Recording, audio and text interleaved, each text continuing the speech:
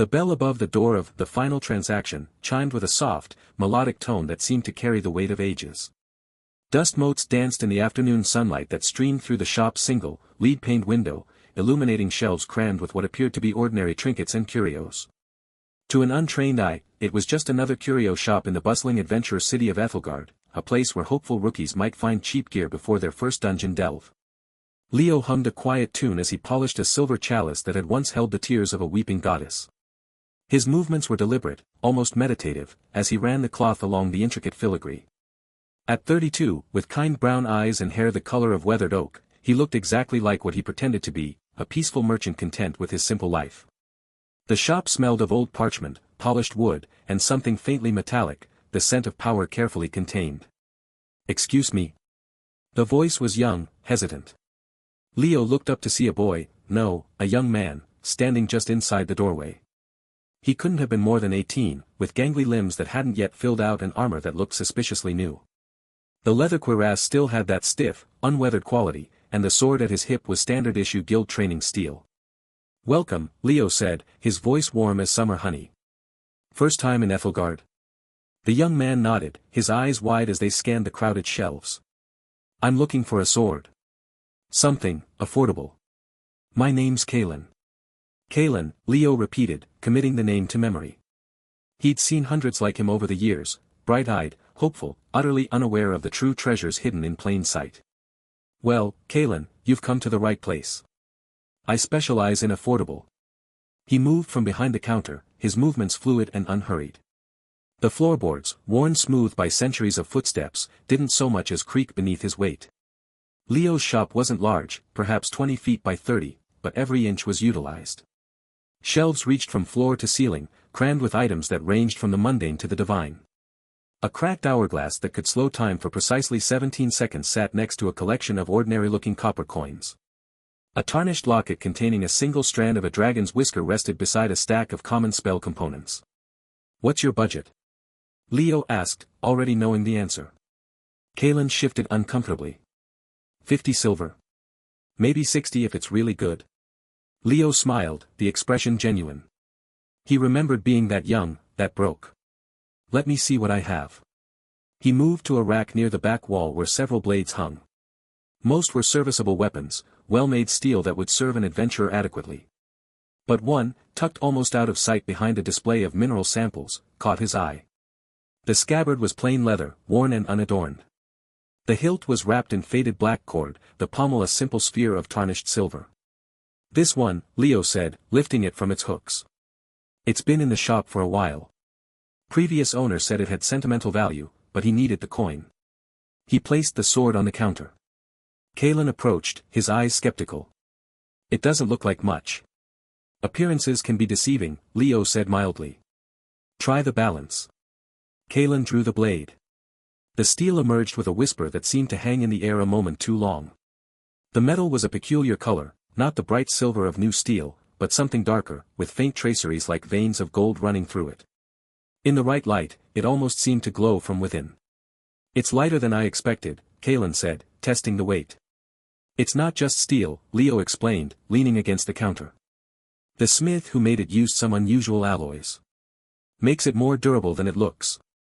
He didn't mention that the unusual alloys included stardust collected during a comet's passing and quenched in the tears of a celestial being. Or that the smith had been the last of the Sunforgers, a lineage of artisans who had died out 3 centuries ago. Or that the sword's true name was Dawnbreaker, and it had once cleaved through the darkness of the eternal night during the Gods' War. "How much?" Kalen asked, his eyes still on the blade. Leo considered. The sword was worth kingdoms. It could level mountains, part seas, burn away corruption with pure sunlight. In the right hands, it could change the fate of nations. But those weren't the hands currently holding it. 40 silver, Leo said. Kalen's eyes widened. "Really? That's less than my budget." He hesitated. "Is there something wrong with it?" "Nothing wrong," Leo assured him. "Like I said, it's been here a while. Sometimes I just like to see good gear find a good home." The truth was more complicated. Every artifact in Leo's shop had a kind of presence. A weight. They were divine objects, and they remembered their origins. Keeping too many in one place for too long created a kind of pressure, a buildup of latent energy that needed release. Selling them, even for pennies, was like bleeding off steam from a boiler. Besides, there was a certain poetry in watching a legendary blade be used to clear goblin nests or scare off wolves. "Can I test it?" Kalen asked. "Of course. Just be careful of the merchandise."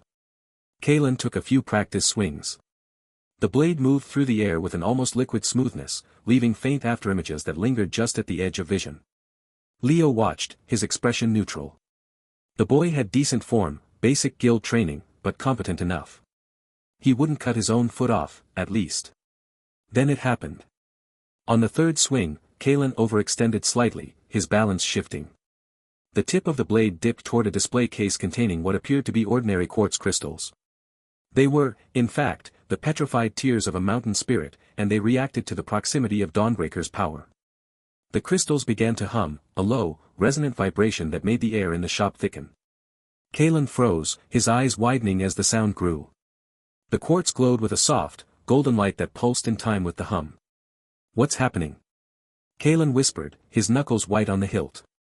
"Just a resonance effect," Leo said, his voice calm despite the sudden tension in the room. "Some of my crystals are attuned to magical energies. Your new sword must have a minor enchantment I wasn't aware of." He was lying, of course. Dawnbreaker wasn't enchanted, it was a fragment of divine will given physical form. And it was waking up. The glow from the crystals intensified. Beams of golden light lanced out, striking the walls, the ceiling, the other displays. Where they touched, reality wavered. A porcelain vase that had survived 1,000 years without a crack developed a hairline fracture.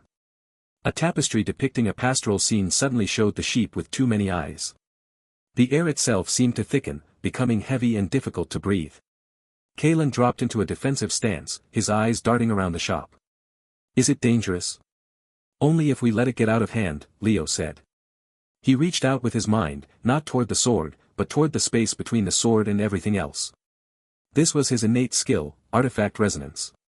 He didn't control the artifacts themselves so much as he harmonized with them. He became the still point in their storm, the calm eye around which their power could swirl without causing damage. To Kalen, it looked like Leo simply placed a hand on the counter and took a deep breath. But in that moment, Leo connected with every divine object in the shop. He felt the ancient sorrow in the weeping goddess's chalice, the boundless patience of the time-slowing hourglass, the fiery pride of Dawnbreaker itself. They were all singing, each in their own key, creating a cacophony of power that threatened to tear the shop apart. Leo hummed. It was a single, low note that seemed to originate from somewhere deep in his chest. It wasn't loud, but it cut through the chaos with the precision of a surgeon's scalpel. The note resonated through the shop, finding the frequency that harmonized with all the artifacts at once. It was like tuning an orchestra, finding the pitch that brought discord into alignment. The golden light from the crystals dimmed. The humming faded to a whisper, then to silence. The cracks in reality sealed themselves, the tapestry returning to normal, the vase's fracture disappearing as if it had never been. The air cleared, becoming once again the comfortable, dusty atmosphere of a curio shop. Kalen stared, the sword still held before him. What was that?"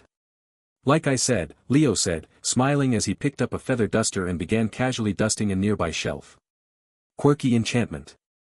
Some of the older items in here react to each other. It's why I keep them separated usually." He gestured to the sword. "That one must have a stronger aura than I realized. My apologies, I should have warned you." He was lying through his teeth, and part of him marveled at how easily the falsehoods came. The truth was that Dawnbreaker's aura was so potent it could have leveled the city block if left unchecked. But Kalen didn't need to know that. He needed to believe he'd bought a slightly magical sword at a bargain price. "So it's safe?" Kalen asked, still looking at the blade with new wariness. "Perfectly safe," Leo assured him.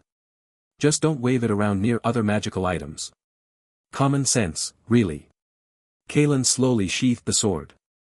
The moment the blade clicked into the scabbard, the last remnants of tension drained from the room. The ordinary sounds of the city outside, the clatter of carts, the calls of merchants, the distant ring of a blacksmith's hammer, filtered back in as if they'd never been absent. 40 silver, you said?" Kalen asked, reaching for his coin purse. "That's right." Kalen counted out the coins, 38 silver, 2 copper. I'm 2 silver short, he said, his cheeks coloring. I thought I had more. 38 is fine, Leo said, sweeping the coins into his hand. Consider it a discount for your first purchase. Thank you. Kalen's gratitude was palpable, a bright, earnest thing that filled the space between them. I won't forget this. When I'm a famous adventurer, I'll come back and buy something really expensive, I promise. I'll hold you to that, Leo said, his smile genuine this time. He watched as Kalen left, the bell chiming again as the door closed behind him. For a long moment, Leo stood there, listening to the sound fade into the ambient noise of the shop. Then he chuckled, the sound low and rich with irony. Dawnbreaker. One of the 7 god blades, sold for 38 silver and 2 copper coins. The Sunforger lineage would be spinning in their graves. He returned to polishing the chalice, his movements returning to their earlier rhythm. The afternoon wore on, customers coming and going in a steady trickle. A mage bought a handful of what she thought were decorative glass orbs, they were crystallized dragon's breath, capable of unleashing firestorms. A knight purchased a shield that looked slightly dented, it had turned aside the killing blow meant for the last king of the northern reaches. Each transaction was handled with the same cheerful professionalism, the same willingness to bargain, the same absolute failure to mention what the items truly were. As the sun began to dip toward the horizon, painting the sky in shades of orange and purple, Leo started his closing routine. He wiped down the counters, straightened displays, checked that each artifact was properly positioned. There was a ritual to it, a comfort in the familiar actions. This was his life, peaceful, predictable, perfectly ordinary in every way that mattered. He was locking the cash box when he felt it. A prickle at the back of his neck. The faintest shift in the quality of the silence. Leo didn't look up immediately. He finished securing the box, placed it under the counter, and only then allowed his gaze to drift toward the window. Across the street, in the deepening shadows between 2 buildings, a figure stood watching. The distance was too great to make out details, but Leo didn't need details. He could feel the intent radiating from the shadowy form, a cold, calculating focus that had nothing to do with casual curiosity. This wasn't someone admiring the shop's display. This was a predator assessing prey. For just a moment, their eyes met through the glass. The figure's eyes gleamed with a light that had nothing to do with the fading sunset, a hard, predatory gleam that spoke of violence carefully contained. Then they were gone, melting back into the shadows as if they'd never been there at all. Leo stood perfectly still, his hand resting on the counter. The shop was silent around him, the artifacts sleeping on their shelves. Outside, the city continued its evening bustle, completely unaware that something had just shifted in the fabric of the ordinary. He took a slow breath, then another. The prickle at his neck faded, but the memory of those eyes remained, bright and hungry in the gathering dark. Well, he said softly to the empty shop. That's new.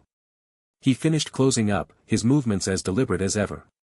But as he extinguished the last lamp and stepped out into the twilight, locking the door behind him, he couldn't shake the feeling that his peaceful days were numbered. The shadow across the street had felt like the first chill wind before a storm, a warning of changes to come. Leo walked away from his shop, his footsteps echoing on the cobblestones. Behind him, the final transaction sat dark and silent, its treasures hidden in shadow, waiting for the dawn. And somewhere in the city, a pair of eyes continued to watch, planning, calculating. The game, it seemed, was about to begin. The morning sun filtered through the dusty windows of the final transaction, casting long beams of light that illuminated motes of dust dancing in the air. Leo hummed a quiet tune as he rearranged a display of what appeared to be simple silver amulets, each one actually a fragment of the celestial concordance that could temporarily halt time within a 10-foot radius. He'd polished them to a gentle sheen, making them look like cheap tourist trinkets rather than artifacts that kingdoms would wage wars to possess. His hands moved with practiced ease, the innate artifact resonance thrumming softly in his veins. It was a constant, low-level awareness of every divine object in his shop, a comforting presence that told him which items were restless, which were content, and which were merely pretending to be ordinary. The Dawnbreaker sword he'd sold yesterday still echoed faintly in his senses, its power now several blocks away with the rookie adventurer Kalen. Leo smiled slightly. That boy had no idea what he carried, but he'd treat it well. There was an earnestness to him that Leo appreciated. The bell above the door chimed with a clear, musical tone. Leo looked up, his shopkeeper's smile already in place. The man who entered moved with the controlled grace of a predator, every step measured, every glance calculated. He wore traveler's clothes of dark, practical wool, but the fabric was too fine, the stitching too precise for an ordinary wanderer. His boots showed minimal wear despite what appeared to be weeks of travel dust. Most telling were his eyes, pale gray like winter fog, scanning the shop with a dismissive intensity that missed nothing. "Welcome to the final transaction," Leo said, his voice warm and welcoming. "Is there something specific you're looking for today?" The man didn't respond immediately. Instead, he began moving through the aisles, his gloved fingers hovering over displays without touching them. He paused before a collection of what looked like ordinary copper coins arranged in a velvet-lined case. Each coin was actually a seal of unmaking, capable of unraveling low-level enchantments with a single touch. The man's lips twisted in what might have been amusement or contempt. "Interesting collection," he said finally, his voice smooth and cultured but with an edge like honed steel. "Quite eclectic." "I try to offer something for every taste and budget," Leo replied, moving behind the counter. He kept his movements casual, unhurried. "Are you an adventurer yourself?" The man turned, those pale eyes fixing on Leo. "Valerius. I've traveled extensively. Seen many shops like yours." There was something in the way he said it, a challenge barely concealed beneath polite conversation. Leo felt the first prickle of unease. This wasn't a curious customer or even a skeptical one. This was someone looking for something specific, and his disappointment was already turning to something darker. Valerius picked up a small wooden carving of a bird, actually a phoenix ember that could resurrect a recently deceased creature once before turning to ash. He turned it over in his hands, his expression growing more dismissive with each examination. "Charming," he said, the word dripping with condescension. "But tell me, shopkeeper, where do you keep the real items?" Leo's smile didn't waver. "Everything you see is quite real, I assure you. Each piece has its own history." "History," Valerius repeated, setting the carving down with deliberate care. "Yes, I'm sure they all have stories. The kind you tell to wide-eyed children and gullible novices." He took a step closer to the counter, his presence suddenly filling the small space between them. "I've been watching your shop. That boy yesterday, the one with the sword. An impressive display of light and sound. Very theatrical. Some of our items have residual enchantments," Leo said smoothly. "Nothing dangerous, just quirks from previous owners." Valerius leaned forward, his hands resting on the counter. The wood groaned faintly under the pressure, not from weight, but from the controlled power in those hands. S-rank hero strength, carefully restrained. Leo recognized the type now. The paranoid ones, the ones who saw conspiracies in every shadow and deception in every smile. "Let's stop playing games," Valerius said, his voice dropping to a dangerous purr. "I know what this place really is. A front. A clever little deception selling cheap replicas to the ignorant while the real treasures are hidden away. Where's your vault?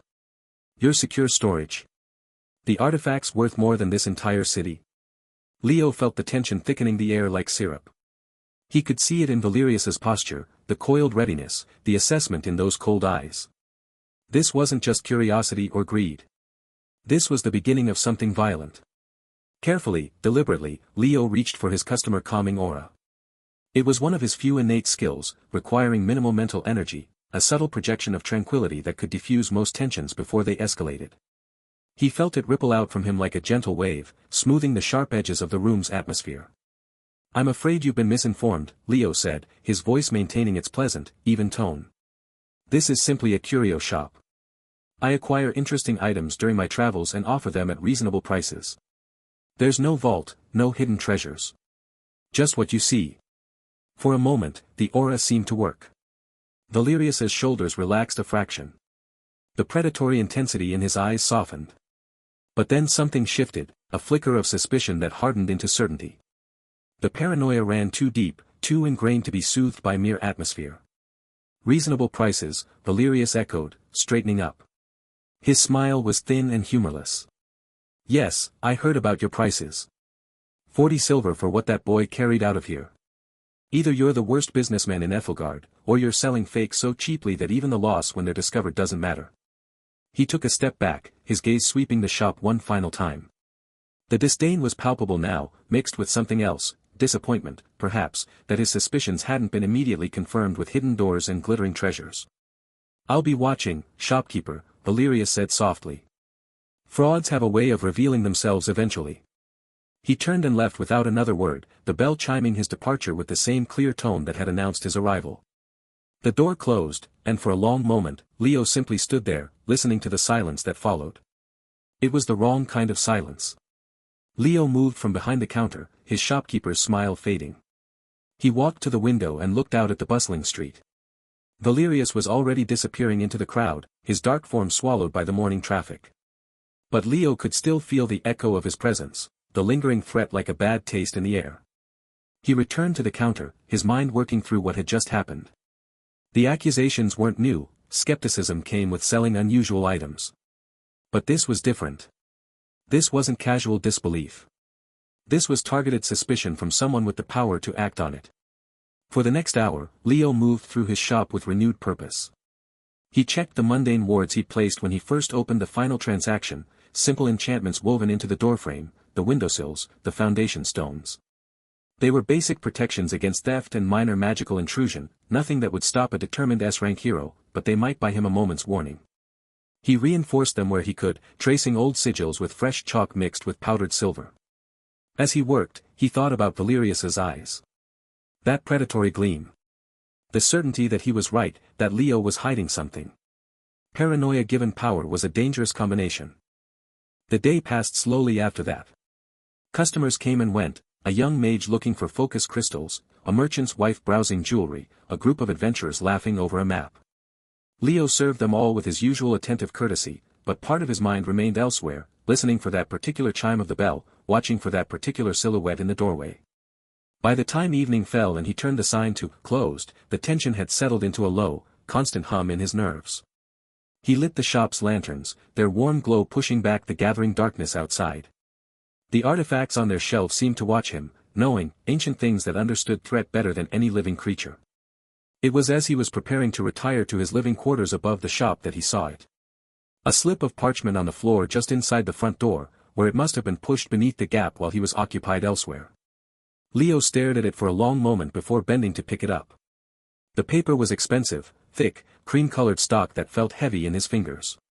The writing was in a precise, elegant hand, black ink stark against the pale background. He unfolded it. 2 lines, nothing more. Your fraud ends at dawn. Prepare for the final transaction. Leo stood very still, the paper in his hand, the words burning themselves into his memory. Outside, the last light of day faded completely, leaving the street in darkness. Somewhere in the distance, a church bell told the hour. Dawn was approximately 10 hours away. He looked around his shop, at the artifacts pretending to be trinkets, at the wards he'd reinforced, at the ordinary-looking door that was about to become a boundary between peace and violence. The note wasn't signed, but he didn't need a signature. He knew who had written it. He knew what was coming. For the first time since opening the final transaction, Leo felt the weight of what he was, a man sitting on a mountain of divine power, pretending to be a simple merchant, about to be attacked by someone who saw through the pretense but not the reality beneath it. He folded the note carefully and slipped it into his pocket. Then he began preparing for the dawn. The first light of dawn painted the cobblestones of Ethelgard in pale gold, but inside the final transaction, the air remained heavy with anticipation. Leo had barely slept, his mind turning over the cryptic note again and again. He moved through his morning routine with mechanical precision, dusting the display cases, arranging the artifacts that glimmered with hidden power, checking the ledger where yesterday's sale to Kalen was recorded in neat script, Dawnbreaker, 40 silver. Each movement felt deliberate, as if he were preparing for something he couldn't name. He paused before a small mirror behind the counter, adjusting the collar of his simple merchant's tunic.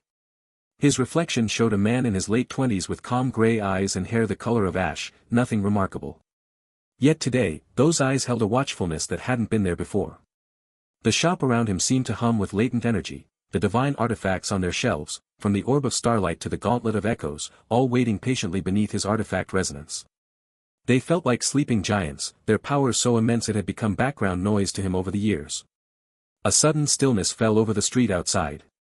The usual early morning sounds, cartwheels on stone, the distant call of market vendors, vanished as if swallowed by a vacuum. Leo's hand stilled on a display of crystalline charms. He didn't need his evolving senses to recognize the unnatural quiet, it pressed against the shop's windows like a physical weight. The door exploded inward. Not with a crash of splintering wood, but with a whisper of displaced air that felt wrong. Valerius stood framed in the doorway, no longer in traveler's disguise but clad in the dark leathers and silver insignia of an S-rank hero. His face was a mask of cold certainty, eyes narrowed to slits. He didn't speak. Instead, he made a sharp gesture with his left hand, and the world went silent. Leo felt the spell settle over the shop like a shroud. The faint hum of the artifacts muted, the rustle of his own breathing disappeared. Valerius had cast a silence field, professional, thorough, designed to contain any cries for help. The hero moved with predatory grace, crossing the floor in 3 long strides. In his right hand gleamed a dagger the color of bruised twilight, its edge shimmering with a viscous, greenish liquid that seemed to drink the morning light. Leo's mind raced even as his body remained still behind the counter. He could feel the customer calming aura trying to activate, a faint pressure behind his temples, but Valerius's intent was too focused, too murderous to be diffused by mere suggestion. The hero's paranoia had crystallized into this single moment, this conviction that eliminating a fraud was a righteous act. No hidden vaults, Valerius mouthed, the word soundless in the silenced space. His lips curled in a sneer. No real treasures. Just a dead charlatan.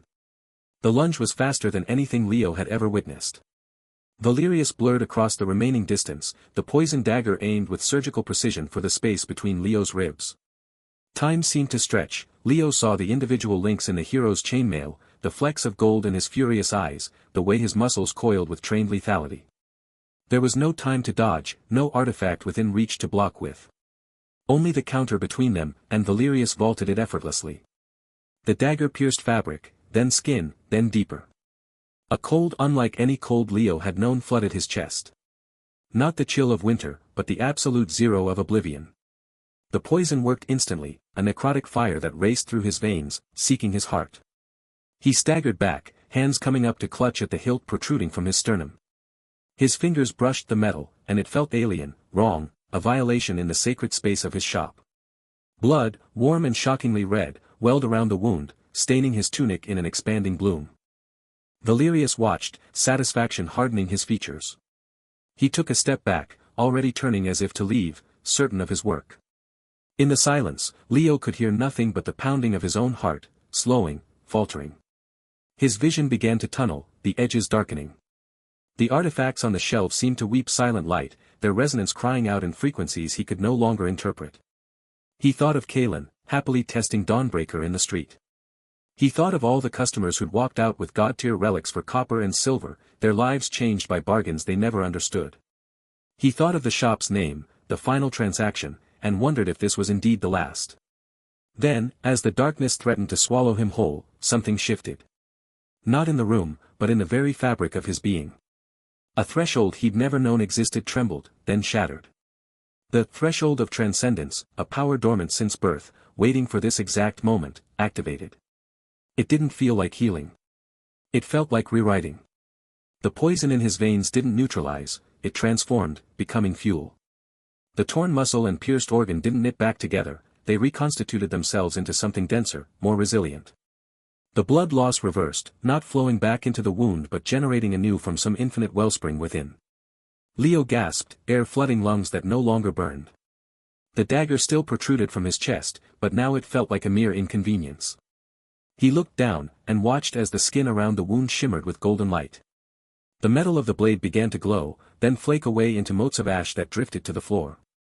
The wound closed without a scar, leaving only unblemished skin beneath torn fabric. Valerius, halfway to the door, froze. He turned slowly, his confidence crumbling into disbelief.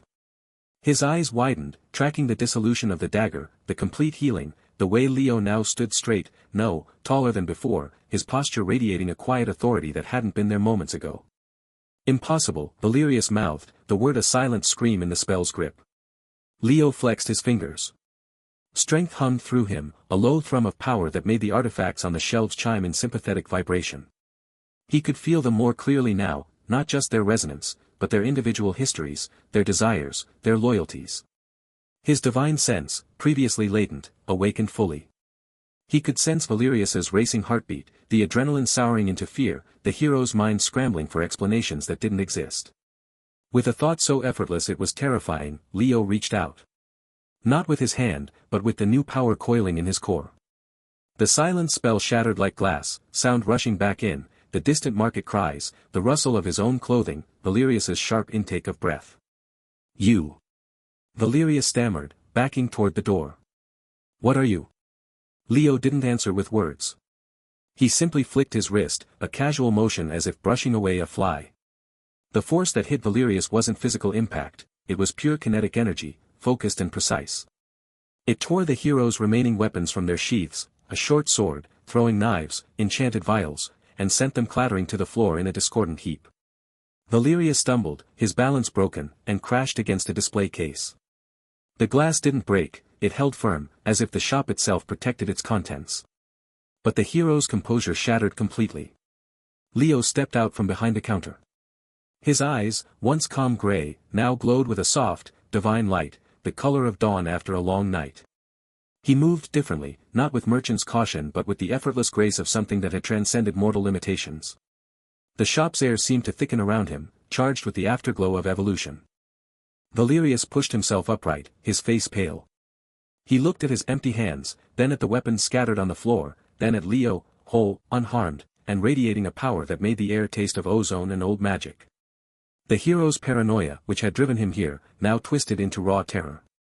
He'd come to kill a fraud and found something that defied all known laws of combat, healing, and mortality. "You shouldn't have tried to rob me," Leo whispered. His voice was the same, yet different, carrying a weight that seemed to vibrate in the bones. It wasn't a threat. It was a statement of fact, simple and irrevocable. Valerius's breath hitched. For a moment, he looked like he might speak, might try to summon some last defiance. Then his courage broke. He turned and fled, stumbling out the shattered doorway into the dawnlit street, leaving behind his weapons, his dignity, and the certainty that he'd awakened something that should have remained sleeping. Leo stood alone in the shop. He looked at the scattered weapons, the silent artifacts, the morning light streaming through the broken door. He raised a hand, and with a faint mental strain, the minor reality adjustment he now understood was part of his evolution, the door reassembled itself, wood knitting back together, hinges righting, until it stood whole and closed once more. The only evidence of the violence was the torn front of his tunic, and even that he could feel mending itself slowly, fibers weaving back together through some innate cellular command. He walked to the counter and placed his palms flat on the polished wood. The shop felt different now. Not just because he was different, but because the first threshold had been crossed. Valerius would talk. Rumors would spread. The peaceful routine he'd built was gone forever.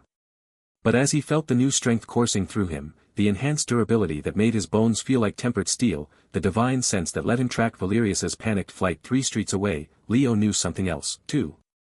The next time someone came for his shop, they would find more than a kindly merchant. They would find the beginning of something they couldn't possibly comprehend. Outside, the city of Ethelgard went about its morning, oblivious to the evolution that had just occurred behind a simple shop door. But Leo felt the change in the air, in the artifacts, in himself. The final transaction had just become far more final than anyone could have imagined. The morning sun filtered through the repaired shop window, casting warm rectangles of light across the wooden floorboards of the final transaction. Leo stood behind the counter, a damp cloth in hand, methodically wiping away the faintest traces of dust that had settled overnight. His movements were deliberate, almost ritualistic, as if the simple act of cleaning could restore the shop's former tranquility.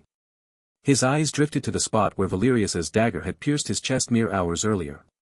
There was no mark on his shirt, no stain on the floorboards, no physical evidence of the violence that had unfolded.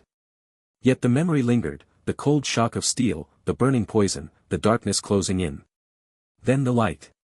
The overwhelming, brilliant light that had filled him, mending flesh and bone, awakening something ancient and powerful within. Leo set down the cloth and flexed his hand, watching the tendons shift beneath his skin. The strength he now possessed felt different. Not like the borrowed power of the artifacts he sold, but something intrinsic, woven into his very being. He remembered the effortless way he had disarmed Valerius, a flick of his wrist, and the S-rank hero's weapons had clattered to the floor like discarded toys.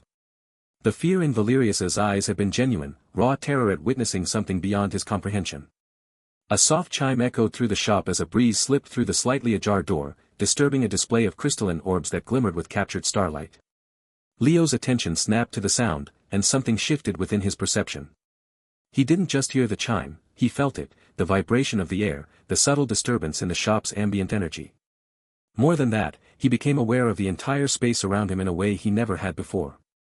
He could sense the dormant power of the artifacts lining the shelves, the gentle hum of the Dawnbreaker replica in its case, the whispered promise of a phoenix feather sealed in glass, the slow pulse of a gravity-defying stone paperweight. But beyond that, he could feel the boundaries of his shop, the threshold where his domain ended and the outside world began. And he could detect presences. 2 children laughing as they ran past the shop window. A merchant arguing with a supplier 3 doors down. A stray cat napping in an alley across the street. Each was a distinct signature in his awareness, like notes in a quiet symphony. This was his divine sense, he realized, the fully awakened passive ability mentioned in the vague understanding that had come with his evolution. It required no effort, no conscious activation. It simply was, a constant background awareness of his surroundings. Leo moved to the shop door, running his fingers along the frame where Valerius had forced entry. The wood had been splintered, the lock mechanism shattered. Last night, he had used something to repair it. He focused now, recalling the sensation, a slight mental strain, like stretching a muscle he hadn't known he possessed. He placed his palm against the damaged section and willed it whole. The wood grain flowed like liquid, knitting itself back together. The lock reassembled with soft clicks, the metal gleaming as if newly forged. A faint headache bloomed behind Leo's temples, brief but noticeable. Minor reality adjustment, he thought. The cost was minimal, but it was there, a reminder that this power wasn't limitless, at least not yet. He spent the next hour experimenting cautiously. A cracked teacup from his private collection mended itself when he focused on it. A scuff on the floorboards vanished. A slightly crooked shelf straightened. Each repair required that same slight mental effort, like solving a moderately difficult puzzle. He learned to gauge the strain, small objects were easy, complex mechanisms more taxing, but nothing approached exhaustion. More importantly, he tested the limits of his divine sense. Standing in the center of the shop, he could detect every living thing within approximately 50 paces. Further out, the impressions grew fainter, but he could still sense larger concentrations of life, the bustling market 2 streets over, the guards patrolling the city walls, the distant murmur of the river flowing through Ethelgard. He could distinguish between benign presences and those carrying hostile intent, though the latter remained theoretical for now. The sense was passive, always on, like breathing. As midday approached, Leo finally allowed himself to sit at his small work table in the back room, a cup of herbal tea cooling beside him. He needed to understand what had happened, not just the mechanics of his new abilities, but the deeper truth of his existence. The threshold of transcendence. The name had come to him during the evolution, whispered by the light that filled him. It only activated when he survived near-fatal damage within his shop. The closer to death, the greater the evolution. Valerius's assassination attempt had brought him to the very brink, heart-pierced, poison coursing through his veins. That proximity to oblivion had triggered his first awakening. Leo sipped his tea, the warmth grounding him.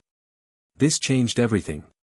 For years, he had run the final transaction as a peaceful refuge, a place where divine artifacts could find humble homes without disrupting the world's balance. He had used his innate artifact resonance to calm powerful items, his customer calming aura to diffuse tensions, all while maintaining the facade of a simple merchant. Now, he possessed power of his own, power that grew through violence directed at him. The irony was almost poetic.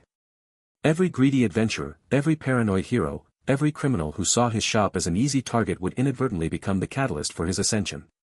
But therein lay the danger. Each attack would make him stronger, but it would also draw more attention.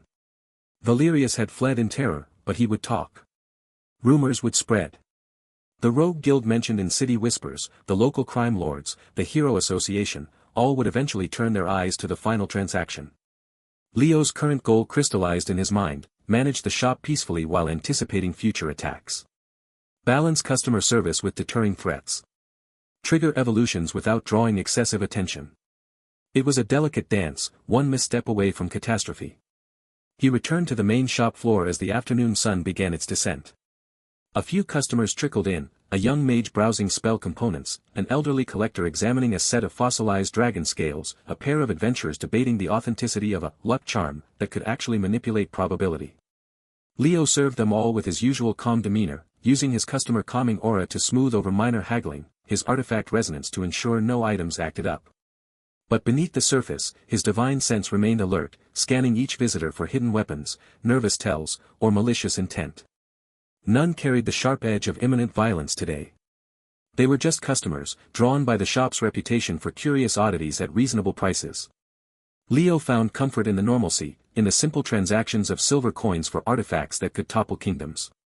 This was his life, or at least the life he wanted to preserve. As he was wrapping a purchase for the elderly collector, a small obsidian figurine that could store memories, his divine sense prickled. A presence approached the shop door, moving with official purpose. Not the stealthy approach of an assassin, but the measured stride of authority.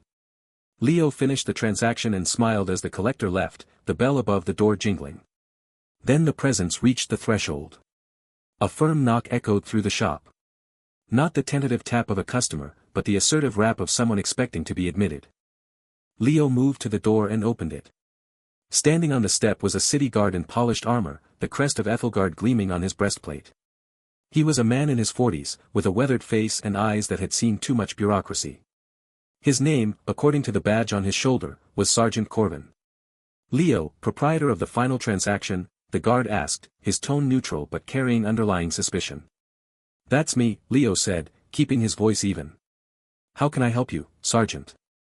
We've had reports of disturbances in this area last night, Corvin said, his eyes scanning the shop's interior. Loud noises, flashes of light. Some neighbors claimed they saw someone fleeing your establishment in a hurry. Care to explain? Leo's mind raced. He could use his customer calming aura, but on an official investigation, that might raise more questions. Better to stick to partial truths. That, he said, offering a sheepish smile. I had a disagreement with a customer. He became agitated about the authenticity of an item.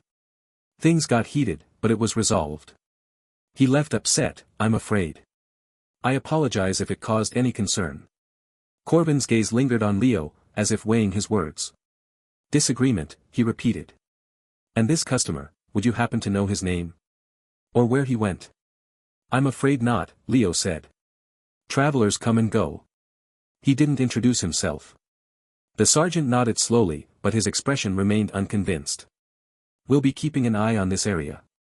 If you have any more disagreements, I suggest you report them. The Hero Association takes disturbances seriously. I understand, Leo said. Thank you for your diligence. As Corvin turned to leave, Leo's divine sense flared again. But this time, it wasn't focused on the guard. His awareness stretched beyond the immediate street, drawn to a disturbance near the city's eastern gate. A figure moving with desperate speed, pushing through crowds, radiating panic and residual terror. Leo's eyes narrowed. Through the shop window, across the rooftops of Ethelgard, he could just make out the distant silhouette of a man on horseback, galloping through the city gates without slowing for the guard's challenges. The figure wore travel-stained clothes, but the set of his shoulders, the way he gripped the reins, Leo recognized him instantly. Valerius. Fleeing the city as if demons pursued him. Sergeant Corvin followed Leo's gaze, squinting at the distant commotion. Trouble at the gates, he muttered, more to himself than to Leo. Leo said nothing. He simply watched as Valerius disappeared beyond the city walls, riding hard toward the horizon. The S-rank hero who had tried to kill him was running, carrying tales of a shopkeeper who couldn't die, who healed from mortal wounds, who possessed power beyond comprehension. The rumors would spread now. The first stone had been cast into the pond, and the ripples would reach every corner of the realm. Leo closed the shop door softly, the bell chiming once more. He stood in the quiet of the final transaction, surrounded by god-tier artifacts masquerading as trinkets, his divine sense humming with awareness of the world outside. The aftermath of his evolution was over. The realization was complete. He was no longer just a shopkeeper. He was a catalyst. And every attack, every robbery attempt, every paranoid hero who crossed his threshold would only make him stronger. The question was, how long could he maintain the balance before the world forced his hand? The morning sun filtered through the dusty windows of the final transaction, casting warm, golden shafts of light across the cluttered shelves. Leo stood behind the counter, polishing a small, ornate amulet with a soft cloth. His hands moved with practiced ease, but his mind was elsewhere. The divine sense, now a constant hum in the back of his consciousness, stretched out like an invisible web, covering the shop and the street beyond. He could feel the usual bustle of the city, the distant clatter of carts, the murmur of voices, the faint thrum of magical energies from passing adventurers. But today, something was different. The foot traffic outside had increased, and the whispers carried a new, sharp edge. Through the open door, snippets of conversation drifted in. Saw him running like a scared rabbit, armor clanking. Valerius, the S-rank, fleeing at dawn. Must have seen a ghost. Heard he tried to rob that shopkeeper and got spooked by a trinket. Leo's lips twitched into a faint, knowing smile. Valerius's panic-stricken retreat had not gone unnoticed. The rumors were spreading, painting the hero as a coward and his shop as a place of mysterious power. It was exactly the kind of attention he needed to draw in customers, yet it also brought the risk of more ambitious threats. He set the amulet down, its surface gleaming with an inner light that only his artifact resonance could fully appreciate. To anyone else, it was just a pretty bauble. To him, it sang with the faint echo of divine protection. The shop's bell jingled as a group of 3 adventurers strode in, their boots heavy on the wooden floor. They were young, brash, dressed in mismatched leather and chainmail, with swords at their hips and arrogance in their eyes. The leader, a burly man with a scar across his cheek, scanned the shelves with a dismissive sneer. So this is the place. Looks like a junk heap. His companions chuckled, one poking at a display of crystal orbs that shimmered with latent energy. Leo straightened, his expression settling into the calm, welcoming mask of a merchant. Welcome to the final transaction. Can I help you find something? His voice was steady, but he could feel the tension in the air, a prickling sensation that his divine sense registered as low-level aggression. These weren't serious threats, not like Valerius, but they were trouble all the same. The scarred adventurer stepped forward, leaning on the counter with a thud. We heard you sell cheap stuff to suckers. How about a discount for real fighters? His breath smelled of ale and cheap tobacco. Maybe half price on everything, and we won't tell the others you're a fraud. The other 2 moved to flank him, their postures threatening. One reached for a dagger on his belt, fingers twitching. Leo felt a flicker of annoyance, but he pushed it down. This was the balance he had to maintain, customer service, even when faced with idiocy. He activated his customer calming aura, the skill requiring minimal mental energy, like a gentle exhale. A wave of soothing influence washed over the shop, subtle but potent. The adventurer's aggressive stances softened slightly, the scarred man's sneer faltered, replaced by a confused frown. I assure you, all my prices are fair, Leo said, his tone even. But perhaps I have something that might interest you. He reached under the counter and pulled out a small, tarnished silver charm on a leather cord. It was unassuming, almost dull, but to Leo's senses, it pulsed with a quiet, protective energy, a relic from a forgotten temple, capable of warding off minor curses and physical harm. A lucky charm, he explained, holding it up. It's said to bring fortune in battles. Only 5 copper coins. The scarred adventurer snorted. Looks like trash. But his eyes lingered on it, drawn by some unconscious pull. The aura was doing its work, easing his belligerence into curiosity. After a moment's hesitation, he slapped the coins on the counter. Fine, but if it doesn't work, we're coming back. Leo handed over the charm, watching as the man tucked it into his pocket with a grunt. The group left, their earlier bluster replaced by muttered discussions about where to spend their real money. The bell jingled again, and the shop fell quiet. Leo let out a slow breath, feeling the slight drain from the aura use, a tiny cost, worth it to avoid a scene. He glanced at the charm's empty spot on the shelf, knowing the adventurers would never realize its true power until it saved them from a stray arrow or a hex. That was the irony of his trade, selling god-tier artifacts as trinkets, watching the clueless walk away with treasures that could change their lives. Over the next few days, the foot traffic continued to grow. Adventurers of all ranks drifted in, drawn by the gossip about Valerius. Some came to mock, others to spy, but most just browsed with wide-eyed wonder at the oddities on display. Leo restocked diligently, using his minor reality adjustment to repair a cracked vase here, a chipped statuette there, each minor fix requiring a flicker of mental strain that he was learning to manage. He observed the customers closely, his divine sense alert for any true threats. Most were harmless, novices buying magic stones that were just pretty rocks, veterans scoffing at what they deemed overpriced junk. But the increased attention was a double-edged sword. It meant more sales, more coins clinking into his till, but also more eyes watching, more rumors fermenting. One afternoon, as the sun began to dip toward the horizon, painting the sky in hues of orange and purple, a cloaked figure slipped into the shop. Leo felt it immediately, a presence that his divine sense marked as cautious, deliberate, with a faint undercurrent of magical concealment.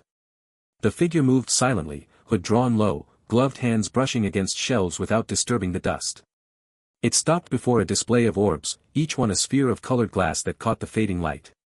To most, they were mere decorations; to Leo, they were remnants of ancient scrying rituals, long drained of power but still holding echoes of their purpose. The figure picked up a small, azure-blue orb, holding it up to the light. "How much for this?" The voice was neutral, genderless, filtered through the hood. Leo approached, his senses tingling. 3 silver coins. "It's a decoration orb, nice for a mantelpiece." He kept his tone casual, but his mind raced. The orb was inert now, but in the right hands, with the right rituals, it could be reactivated as a scrying device, a tool for spying from a distance. Was this just a curious collector, or something more? The figure placed the coins on the counter without haggling, tucking the orb into a hidden pouch beneath the cloak. "Thank you," it said, then turned and left as quietly as it had come. The bell jingled softly in its wake. Leo watched the empty doorway, his divine sense tracking the figure until it faded from range, heading toward the seedier districts of the city. A cold knot formed in his stomach. He knew the rogue guild operated in those shadows, using scrying devices to plan heists. This purchase felt too precise, too calculated. The orb might be dormant now, but in the guild's hands, it could become an eye watching his every move. The rumors had spread, and now they were attracting not just greedy adventurers, but organized threats. He glanced around his shop, the cozy clutter suddenly feeling like a cage. The balance was tipping; customer service alone might not be enough to deter what was coming. As night fell, Leo locked the door, the click of the bolt echoing in the silent room. He stood in the dim light of a single lantern, the azure orb's absence a glaring hole in his inventory. His thoughts churned with possibilities: the rogue guild plotting, Valerius's terror seeding more danger, the hero association's watchful eyes. He ran a hand over a shelf, feeling the smooth wood beneath his fingers. This shop was his sanctuary, his source of power, but also his greatest vulnerability. Each attack brought evolution, but each evolution drew sharper knives. He sighed, the sound lost in the shadows. Tomorrow would bring more customers, more rumors, and perhaps, the first steps of a heist he could already sense brewing on the horizon. The midnight bell had just finished its 12th toll when Leo's divine sense flared to life. He'd been in the backroom, inventorying a new shipment of what the supplier called ancient pottery shards but which resonated with the faint hum of forgotten divine magic. The shop was dark, the only light coming from the moon through the front window's leaded glass, casting geometric patterns across the polished oak floorboards. He didn't move from his stool. His enhanced senses had been on edge for days since the cloaked figure's purchase, the orb that had felt wrong in his hands, like holding a spider's egg sac. Divine sense painted the scene beyond the walls, 6 figures, moving with practiced silence through the alley behind the final transaction. They weren't adventurers stumbling home drunk.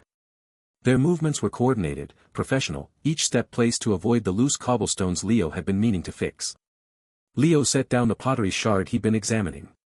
The clay was cool against his fingertips, still holding the memory of some long-dead god's touch. He took a slow breath, the air tasting of dust and dried herbs from the shelves. His mind worked through possibilities. City guards would announce themselves.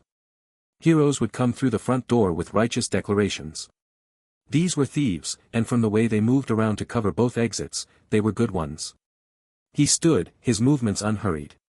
The first evolution's enhancement still felt foreign in his body, the strength that made lifting his heavy ledger feel like lifting paper, the durability that turned what should have been a stubbed toe into nothing more than a faint pressure.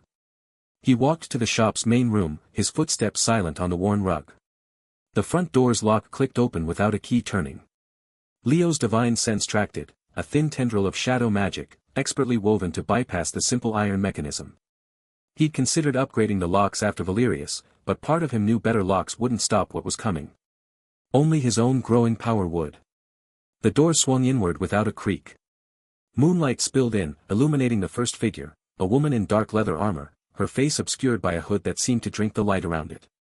She held up a hand, and 5 others slipped in behind her, fanning out through the shop with military precision. "Search pattern Delta," the woman whispered, her voice raspy like gravel underfoot. "The vault should be behind the counter or under the floor." Leo stepped from the shadows near the potion shelf. "I'm afraid we're closed." 6 weapons snapped toward him. The woman didn't flinch. "The shopkeeper. Take him quietly." 2 of the thieves moved, not with the brute force of Valerius's attack, but with fluid, practiced motions. One came low with a dagger aimed at Leo's thigh, the other high with a sap meant for his temple. Leo's enhanced speed let him see the attacks coming, but there were too many. He sidestepped the dagger, caught the wrist holding the sap, and twisted. The man grunted in pain, the sap clattering to the floor. Then the woman spoke a single word in a language that made the air vibrate. Fire erupted from her outstretched hand, not wild flame, but a concentrated beam of white-hot energy that struck Leo square in the chest. He staggered back, the heat searing through his shirt, burning flesh beneath. Before he could recover, another thief chanted, and ice crystals formed in the air, shooting forward to encase his legs. A third joined in, earth magic making the floorboards ripple and twist around his feet, holding him fast. Coordinated elemental assault, the woman said calmly as she approached. We studied Valerius's report. Your kind heals from physical damage. Let's see how you handle being disintegrated at the molecular level. She raised both hands. The other mages followed suit. Leo struggled against the ice and earth binding him, but they held firm. His enhanced strength wasn't enough, not against magic specifically designed to contain. The air in the shop grew heavy, charged with gathering power. Leo could feel it through his divine sense, threads of fire, ice, earth, air, shadow, and something darker weaving together into a single terrible tapestry. The woman's eyes glowed with mixed colors behind her hood. Now, she said. The combined elemental blast hit Leo like a physical wall. Fire that burned hotter than any forge, ice that froze the blood in his veins, earth that crushed his bones, air that tore at his flesh, shadow that unraveled his very being, and that darker element, void magic, that sought to erase him from existence. Pain. Not the sharp, clean pain of Valerius's dagger, but something deeper, more fundamental. Leo felt his body coming apart, cells disintegrating, consciousness fraying at the edges. He tried to breathe and found his lungs filled with ash and frost. His heart stuttered, missed a beat, then another. This was closer to death than Valerius had brought him. Much closer. The threshold of transcendence awakened. It didn't feel like the first time. That had been a sudden surge, a dam breaking. This was slower, deeper, like roots spreading through poisoned soil, like a star igniting in a cold void. Leo felt the shop around him not as a building but as an extension of himself. Every artifact on the shelves hummed in sympathy. The floorboards remembered his footsteps. The air remembered his breath. The elemental energies tearing him apart, stopped mattering. He didn't heal so much as become immune. The fire still burned around him, but it was just light and warmth now. The ice melted into harmless water. The earth settled back into ordinary wood. The void magic dissipated like mist in sunlight. Leo stood upright. His clothes were torn, his skin smudged with soot, but beneath, he was whole. More than whole. He could feel new abilities settling into place alongside his enhanced strength and durability and divine sense. Elemental immunity, not just resistance, but complete negation. As long as he stood in his shop, fire couldn't burn him, ice couldn't freeze him, earth couldn't bind him. And spatial lock, the sense that the space within these walls answered to him now. He could feel the 6 thieves like insects trapped in amber, the very air around them thickening at his will. Impossible, the woman whispered. Her hood had fallen back, revealing a face marked with ritual scars and eyes wide with terror. The combined blast should have. You should have knocked, Leo said. He moved. Enhanced speed made him a blur. He didn't strike to kill, these weren't assassins like Valerius, just thieves. He disarmed the first with a twist of the wrist, the second with a pressure point strike to the elbow, the third with a sweep of the leg that sent him crashing into a display case of costume jewelry that was actually the petrified tears of a mountain spirit. The woman tried to cast again, but Leo was already there. He caught her hands, and the gathering magic dissipated like smoke. I'd appreciate it if you didn't damage the merchandise. He moved through them all in seconds. When he finished, 6 thieves lay on the floor, disarmed and dazed but alive. The spatial lock held them, not physically, but mentally. They could move their limbs, but every instinct screamed that trying to stand would be like trying to swim through stone. Leo righted a toppled chair and sat. He breathed slowly, assessing the changes within himself. Elemental immunity felt like a calm certainty, the knowledge that certain kinds of harm simply couldn't touch him here. Spatial lock was more active, a constant low hum of control over the shop's dimensions. He could feel the boundaries of his domain clearly now, not just the walls, but the space within them, every cubic inch answerable to his will. What are you? The woman gasped from the floor. A shopkeeper. Leo leaned forward, elbows on knees. You broke in. You tried to kill me. You damaged my floor. He gestured to where the combined blast had scorched the oak. I should call the guards. They won't believe you. One of the other thieves, a young man with nervous eyes, found his voice. We're the Silent Step Guild. We don't leave evidence. You left yourselves, Leo pointed out. He released the spatial lock. Not all at once, but gradually, like loosening a too-tight glove. The thieves staggered to their feet, rubbing limbs that felt numb from more than just his strikes. Take your weapons and go, Leo said. And tell your guild master that the final transaction isn't worth the trouble. They scrambled for their fallen gear, not looking at each other, not speaking. The woman was the last to leave. At the door, she turned back, her scarred face pale in the moonlight. This isn't over, she said, and her voice had lost its professional calm, replaced by raw, shaking fury. We have scrying devices planted in every shop on this street. We know what you have here. Not trinkets. Not curios. Real power. Leo said nothing. Valerius was right, she continued. You're hiding something. And secrets like that are worth fortunes to the right buyers. The Demon King's agents pay well for leads on new sources of power. The crime lords would wage war for a piece of this place. Even the Hero Association has its price. She stepped out into the night, but her final words hung in the air like poison. We'll sell your location to the highest bidder. And next time, it won't be 6 of us. It'll be an army. Then she was gone, melting into the shadows of the alley. Leo sat in the quiet shop. The moon had moved, its light now falling across the counter where he'd first met Valerius. He looked at the scorch marks on the floor, at the toppled display case, at the open door letting in the cold night air. Elemental immunity. Spatial lock. 2 more steps up a ladder whose top he couldn't see. He stood, walked to the door, and closed it. The lock clicked shut, not with magic this time, but with his own hand. Through the window, he watched the empty street. An army, she'd said. Leo's divine sense stretched out, covering the shop, the street, the buildings beyond. He could feel sleeping families, night watchmen on their rounds, cats hunting in the alleys. Normal life, unaware of what was growing in their midst. He turned away from the window. There was cleaning to do before morning. Customers would come, asking about curios and trinkets, unaware of the divine artifacts they held, unaware of the shopkeeper who grew stronger every time someone tried to take them. An army was coming. Leo picked up a broom and began sweeping up the broken glass from the display case. Each sweep was steady, methodical. Each breath was even. Let them come. The morning sun filtered through the dust-streaked windows of the final transaction, casting long shadows across shelves that seemed emptier than usual. Leo stood behind the counter, his hands resting on the polished oak surface as he surveyed his domain. The air still carried the faint, acrid scent of burnt ozone from last night's elemental assault, a reminder of the Silent Step Guild's failed heist and his second evolution.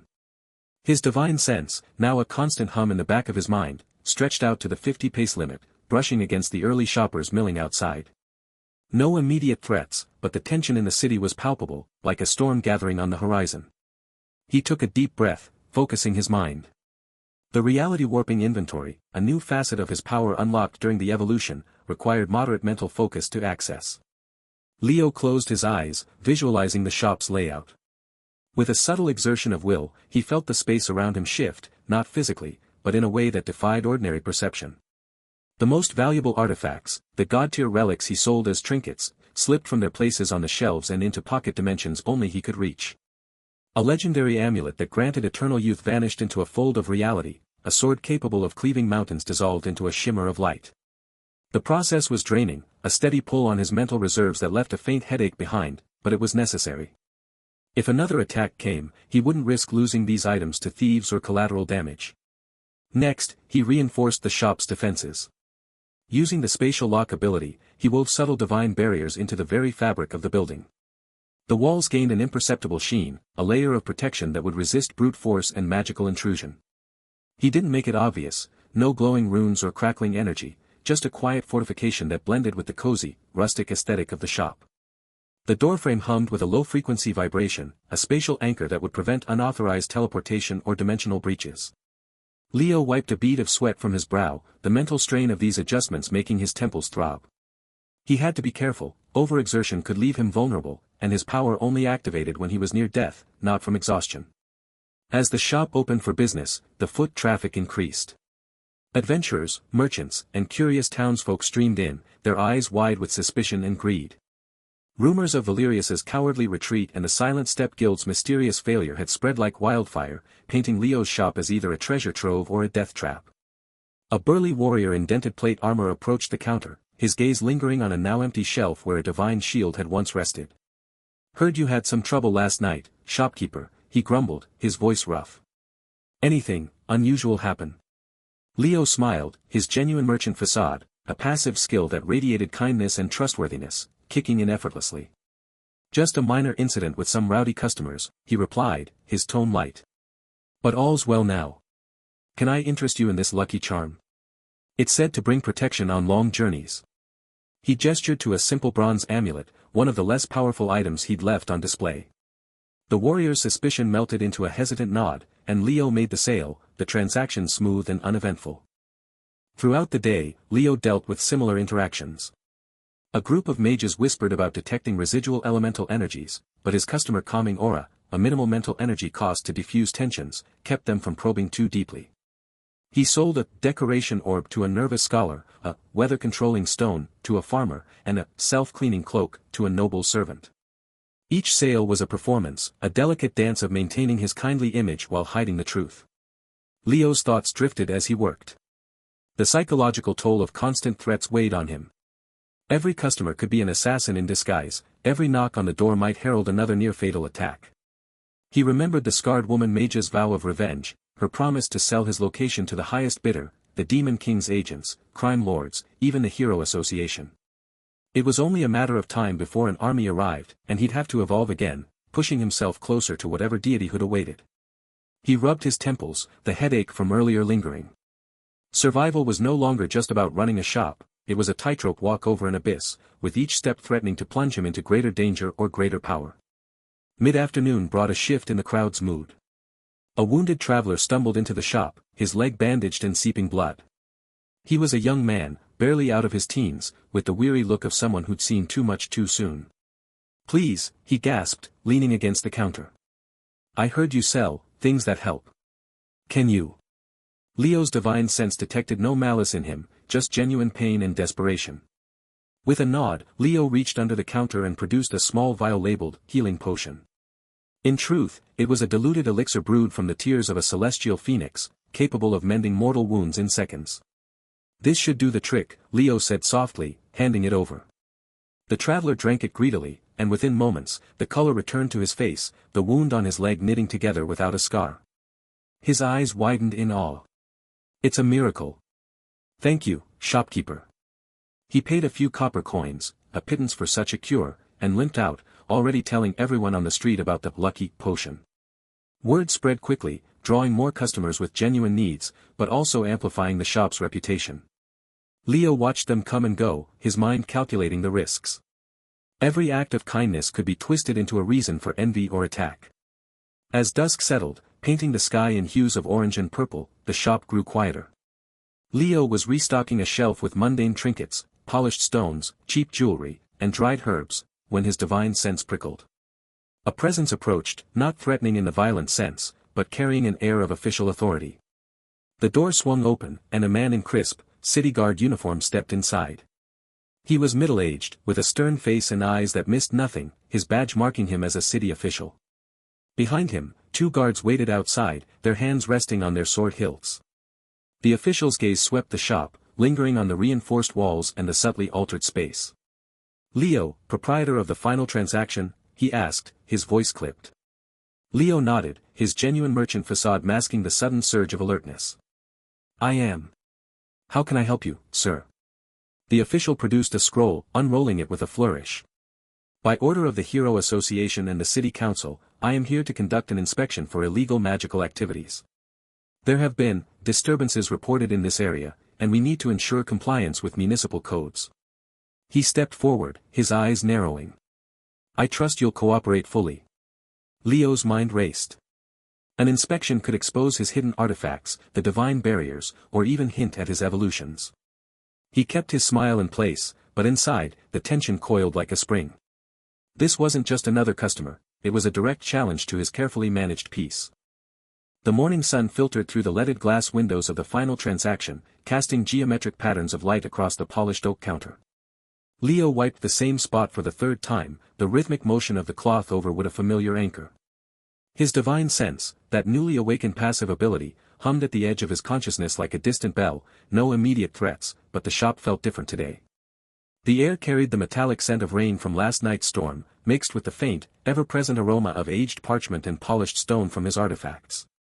He'd spent the early hours reinforcing the spatial locks, those subtle barriers woven into the very fabric of his shop's dimensions.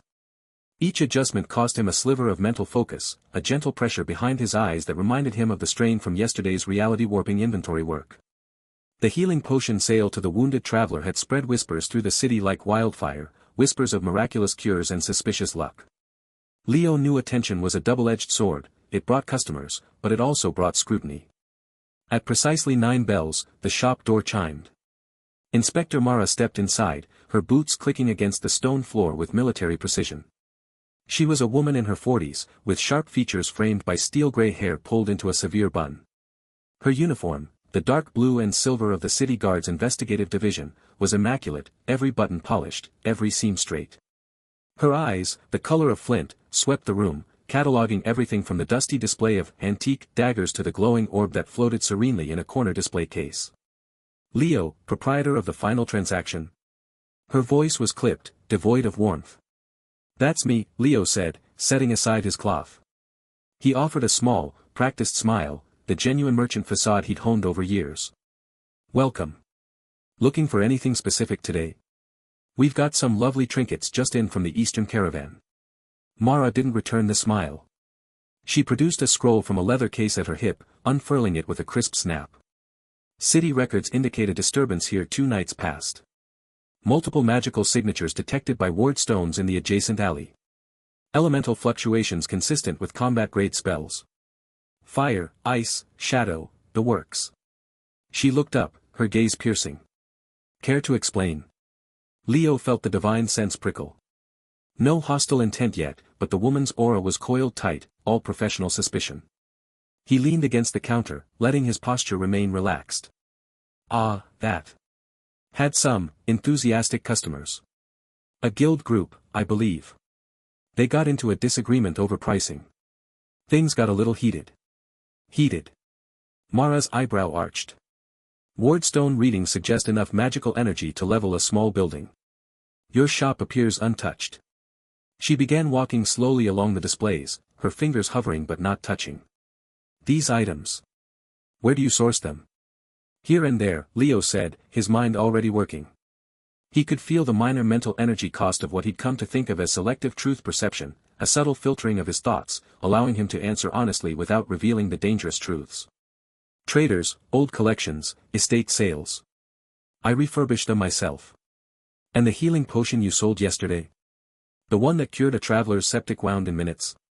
"Lucky batch," Leo said, shrugging. "Sometimes the ingredients align just right. Alchemy's an unpredictable art." Mara stopped before the Dawnbreaker display. The legendary blade rested in its velvet-lined case, its edge gleaming with a light that seemed to come from within.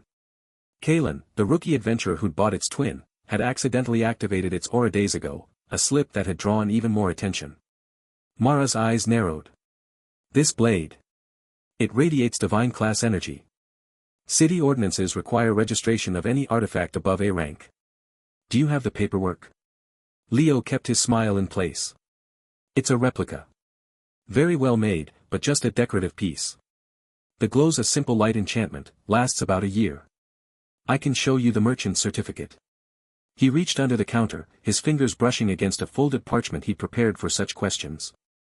The certificate was genuine, purchased from a shady document forger 3 towns over.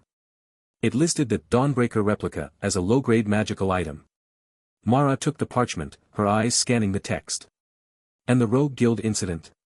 Witnesses reported 6 individuals fleeing your shop after midnight. Some appeared injured. They tripped over my display table on the way out," Leo said, the selective truth perception letting him speak without a flicker of deception. "Clumsy lot. I did give them a discount for the trouble." For a long moment, Mara was silent. She rolled the scroll back up, tucking it away. Your story is consistent. Too consistent. She stepped closer to the counter, her voice dropping. Let me be clear, shopkeeper. This city has rules. Magical disturbances attract monsters, destabilize wards, and draw undesirable elements. The Hero Association is watching. If I find so much as a single unregistered artifact or evidence of illegal enchantments, I'll shut this place down and have you before the magistrates. Leo met her gaze, his customer calming aura humming at minimal cost, a gentle, soothing pressure in the air. I understand, Inspector. I'm just a simple merchant trying to make an honest living. Mara's expression didn't soften, but she gave a curt nod. See that you remember that. I'll be back for spot inspections. No warning. With that, she turned and left, the door chiming sharply behind her. Leo let out a slow breath, the mental strain of maintaining the facades easing slightly. He glanced around his shop, the artifacts humming with dormant power, the spatial locks shimmering at the edge of perception. Simple merchant. The irony almost made him laugh. For the next week, he laid low. The shop's foot traffic remained steady, but Leo focused on mundane sales. Polished stones claimed to bring luck, cheaply enchanted jewelry that did little more than glow in the dark, and historical reproductions of famous weapons. He spent hours each day observing the city through his window, his divine sense extended just enough to catch snippets of conversation from passing adventurers. The tension in the city was palpable. Rumors swirled, of the Silent Step Guild's humiliation, of the scarred woman mage selling information to the highest bidder, of the Hero Association increasing patrols near the merchant district. Leo saw squads of guards in blue and silver moving through the streets more frequently, their eyes scanning rooftops and alleyways. Once, he caught sight of Valerius from a distance, the S-rank hero moving with a group of armored figures toward the city's central keep. The man's posture was tense, his hand never far from his sword hilt. Leo's own routine became a study in controlled normalcy. He opened at dawn, closed at dusk, polished displays, and haggled over prices with a patience that felt increasingly fragile. Each night, he reinforced the spatial locks, the mental strain building like a slowly tightening band around his temples. He slept fitfully, dreams filled with fragmented images, elemental assaults, Mara's flinty eyes, the threshold of transcendence waiting like a dormant beast. On the 8th day after Mara's visit, as the afternoon sun slanted through the windows and painted the floor in long amber rectangles, the door chimed again. This time, it wasn't a customer. A man in rough-spun clothes stepped inside, his face shadowed by a hood. He moved with the wary gait of someone used to back alleys and quick exits. Without a word, he placed a sealed scroll on the counter. The parchment was cheap, the wax seal plain and unmarked.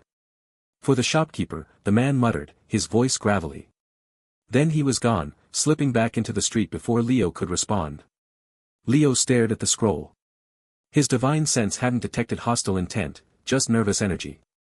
He picked it up, broke the seal, and unfurled the message. The handwriting was crude, blocky letters scratched in dark ink. Asterisk shopkeeper. Your establishment operates in valuable territory. The Silk Spur Syndicate offers protection. Fee, 50 gold crowns per week, delivered every 7th day to the Rusty Anchor Tavern. Refusal will result in reassessment of your business viability. No guards. No heroes.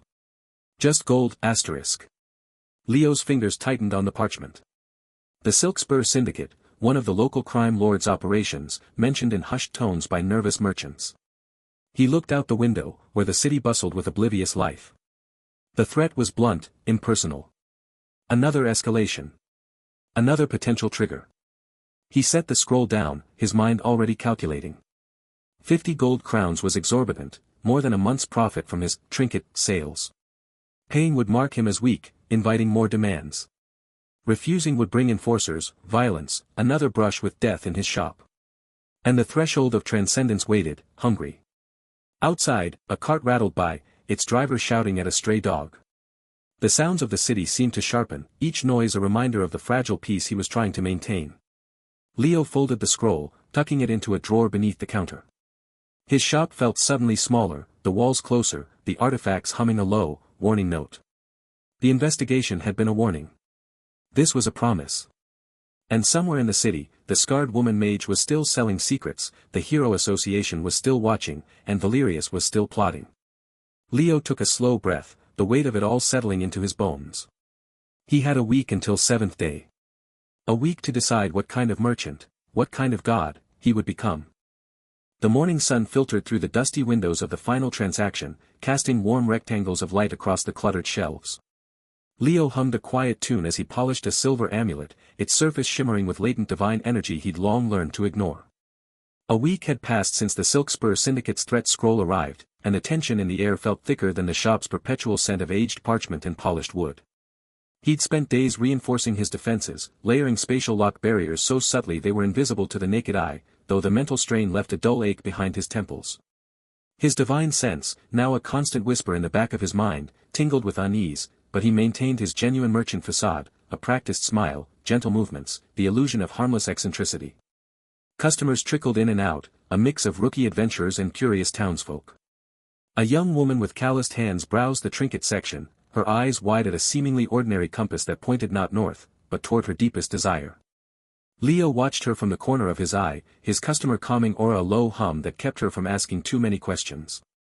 He sold it to her for 3 copper coins, the artifact's true power sealed away by his artifact resonance. Another customer, a burly man with a scar across his cheek, lingered near the weapon rack, eyeing a rusted dagger that could cut through dimensions. Leo felt a flicker of worry, the man's aura radiated greed, but it was tempered by ignorance. He'd deal with it if needed, but for now, he focused on the ledger, noting the sale of a lucky charm to a nervous merchant earlier. The bell above the door jangled sharply, cutting through the shop's cozy ambience. 3 men strode in, their boots thudding against the wooden floorboards. They moved with a predatory grace, muscles coiled beneath leather armor studded with tarnished brass. The leader, a hulking brute with a shaved head and a nose that had been broken multiple times, scanned the room with cold, calculating eyes. His companions flanked him, one lean and wiry with fingers that twitched near a hidden blade, the other broad-shouldered with knuckles scarred from countless brawls.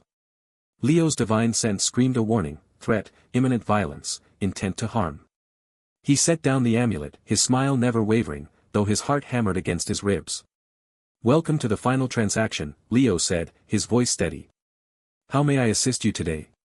The leader, whom Leo mentally dubbed Brute, sneered. "We're here for the tribute. 50 gold crowns, weekly. The Silk Spur Syndicate doesn't like waiting." His voice was a gravelly rumble that made the young woman with the compass flinch and step back toward the exit.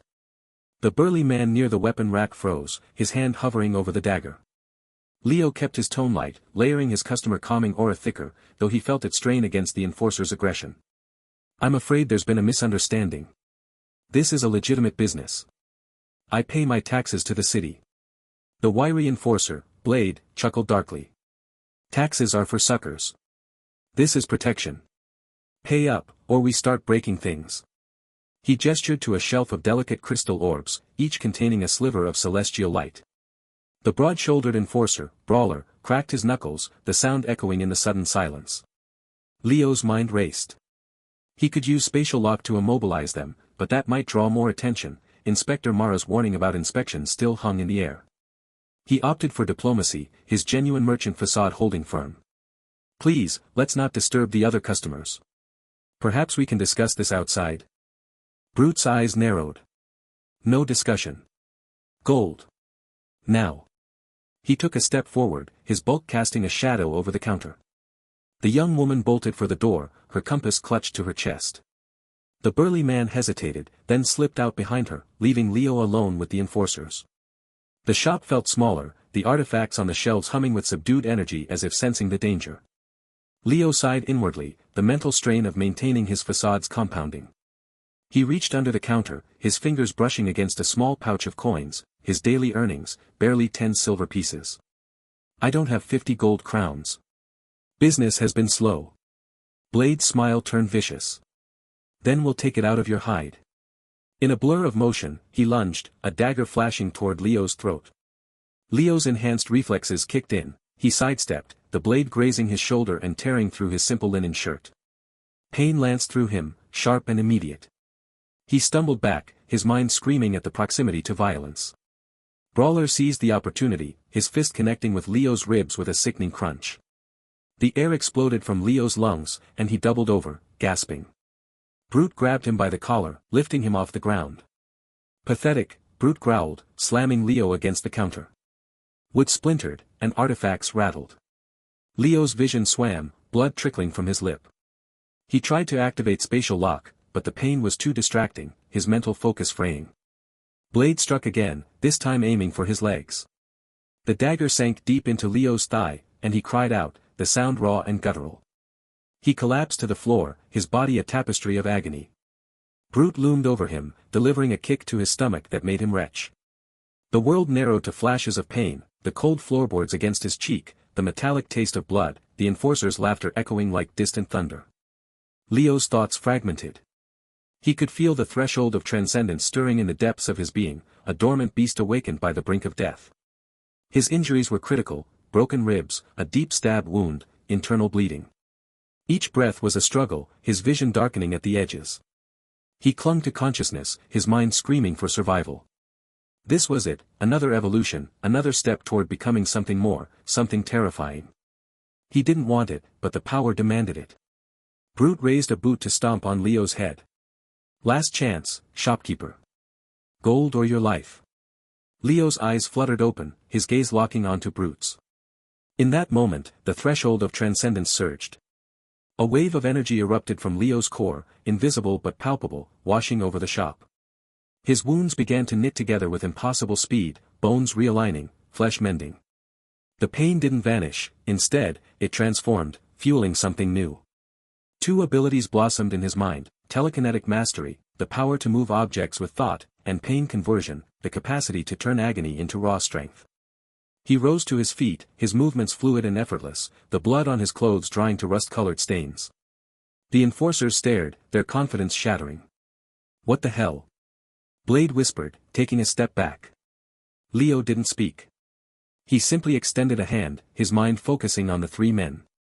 Telekinetic mastery flared to life. Brute, Blade, and Brawler were lifted into the air as if by invisible strings, their limbs flailing. Leo felt a surge of energy from pain conversion, the memory of his injuries translated into power, coursing through his veins. With a thought, he flung them toward the door. They crashed through it in a tangle of limbs and splintered wood, landing in a heap on the cobblestone street outside. Groans of pain echoed, but Leo didn't pursue them. He stood in the wreckage of his shop, his breathing steady, his body whole. He walked to the doorway, looking down at the enforcers. Brute struggled to his knees, his face pale with fear. You're not human, he stammered. Tell your crime lord, Leo said, his voice calm but carrying an edge of finality. The final transaction is not for sale. If he sends more, I won't be so gentle. He didn't need to raise his voice, the promise in his words was enough. The enforcers scrambled away, limping into the midday crowd that had gathered to gawk. Leo turned back to his shop, surveying the damage. The counter was cracked, shelves were overturned, and a few artifacts lay shattered on the floor. He felt a pang of regret, not for the enforcers, but for the disruption to his peaceful routine. Using his minor reality adjustment, he began repairing the broken items, the mental strain now a familiar companion. As he worked, he noticed the bystanders whispering, their eyes wide with awe and fear. Words like miraculous defense and hidden power floated on the air. He knew what this meant, more attention, more threats. And with the Hero Association already suspicious, this incident would be a beacon. By evening, the shop was restored to its cozy appearance, though Leo's mind was anything but calm. He sat behind the counter, a cup of tea cooling untouched before him. His new abilities hummed under his skin, telekinetic mastery a precise tool, pain conversion a dormant reservoir. He tested them subtly, lifting a quill with a thought, feeling the ghost of his injuries translate into a faint surge of strength. It was terrifying and exhilarating all at once. As dusk settled over the city, a runner in Hero Association colors hurried past the shop, casting a nervous glance inside before disappearing down the street. Leo's divine sense tingled with a new warning, not of immediate violence, but of impending scrutiny. The authorities would come asking questions, and this time, they might not be satisfied with luck or misunderstandings. He sipped his tea, the bitter taste mirroring his thoughts. The crime lord might back off, but the real danger was just beginning. The morning sun filtered through the dusty windows of the final transaction, casting long shadows across shelves crammed with what appeared to be ordinary trinkets. Leo wiped a cloth over the counter, his movements practiced and calm, but beneath the surface, his newly awakened divine sense hummed with awareness. Every creak of the floorboards, every rustle of parchment in the back room, every faint whisper of magic from the artifacts he'd hidden in pocket dimensions, all registered with crystalline clarity. He'd spent the last 3 days since the Silk Spur Syndicate brawl reinforcing his shop's defenses. The spatial lock ability, which had once required conscious effort to maintain, now flowed through the building's foundations like a steady current. It wasn't visible to ordinary eyes, but Leo could feel it, a subtle web of divine energy that made the very air in his shop slightly heavier, more resistant to sudden movements or violent intent. The mental strain had diminished since his third evolution, replaced by a low-grade background awareness that felt as natural as breathing. His ribs, which had been shattered during the Enforcer's assault, showed no trace of injury. The deep stab wound from Blade's dagger had healed without a scar. But the memory of that pain lingered in his muscles, a phantom ache that his new pain conversion ability could transform into strength if needed. He'd tested it briefly in the shop cellar, clenching his fist as he recalled the sensation of steel-piercing flesh, feeling that memory morph into tangible power that made the air around his hand shimmer. He'd stopped immediately, not wanting to trigger any energy spikes that might draw attention. The bell above the door jingled. Leo looked up, his customer calming aura activating instinctively. 3 figures entered, their movements coordinated and purposeful. The man in front wore the polished silver armor of the Hero Association, but without the ostentatious embellishments common among lower-ranked heroes. His face was weathered, with a scar running from temple to jaw that spoke of battle survived rather than avoided. Commander Alistair. Behind him came 2 aides, a woman with sharp eyes that scanned the shop's interior like an accountant assessing ledgers, and a younger man whose hand rested near the hilt of his sword. Both wore simpler versions of Association armor, functional rather than decorative. "Good morning," Leo said, setting down his cloth. His voice carried the same warm tone he used with all customers, but his mind was already calculating. The woman's gaze lingered on a shelf where a warding stone, actually a fragment of a celestial barrier that could deflect dragonfire, sat among ordinary crystals. The younger man's attention fixed on the spot where Blade's dagger had struck the floorboards during the brawl, though Leo had used minor reality adjustment to repair the wood completely. "Shopkeeper Leo," Alistair said, his voice neutral. Not hostile, but not friendly either. The tone of someone gathering information. "I'm Commander Alistair of the Hero Association's Investigation Division. These are my aides, Lieutenant Vara and Scout Joran." Leo nodded, his artifact resonance ability subtly calming the divine artifacts hidden throughout the shop. He could feel them responding to the newcomer's presence, the Dawnbreaker replica in the back room vibrating at a frequency only he could detect, the healing potions on their shelf emitting a faint golden glow that he quickly suppressed with a thought. "Welcome to the final transaction. How may I help you today?" Alistair approached the counter, his boots making soft thuds on the wooden floor. Up close, Leo could see the commander's eyes were the color of tarnished steel, missing nothing. "We're following up on several reports," Alistair said, placing a gloved hand on the counter. "Disturbances at your establishment. Magical anomalies. A brawl with known syndicate enforcers that ended, unusually." Leo maintained his genuine merchant facade, the expression of a slightly bewildered shopkeeper who couldn't understand why authorities kept bothering him.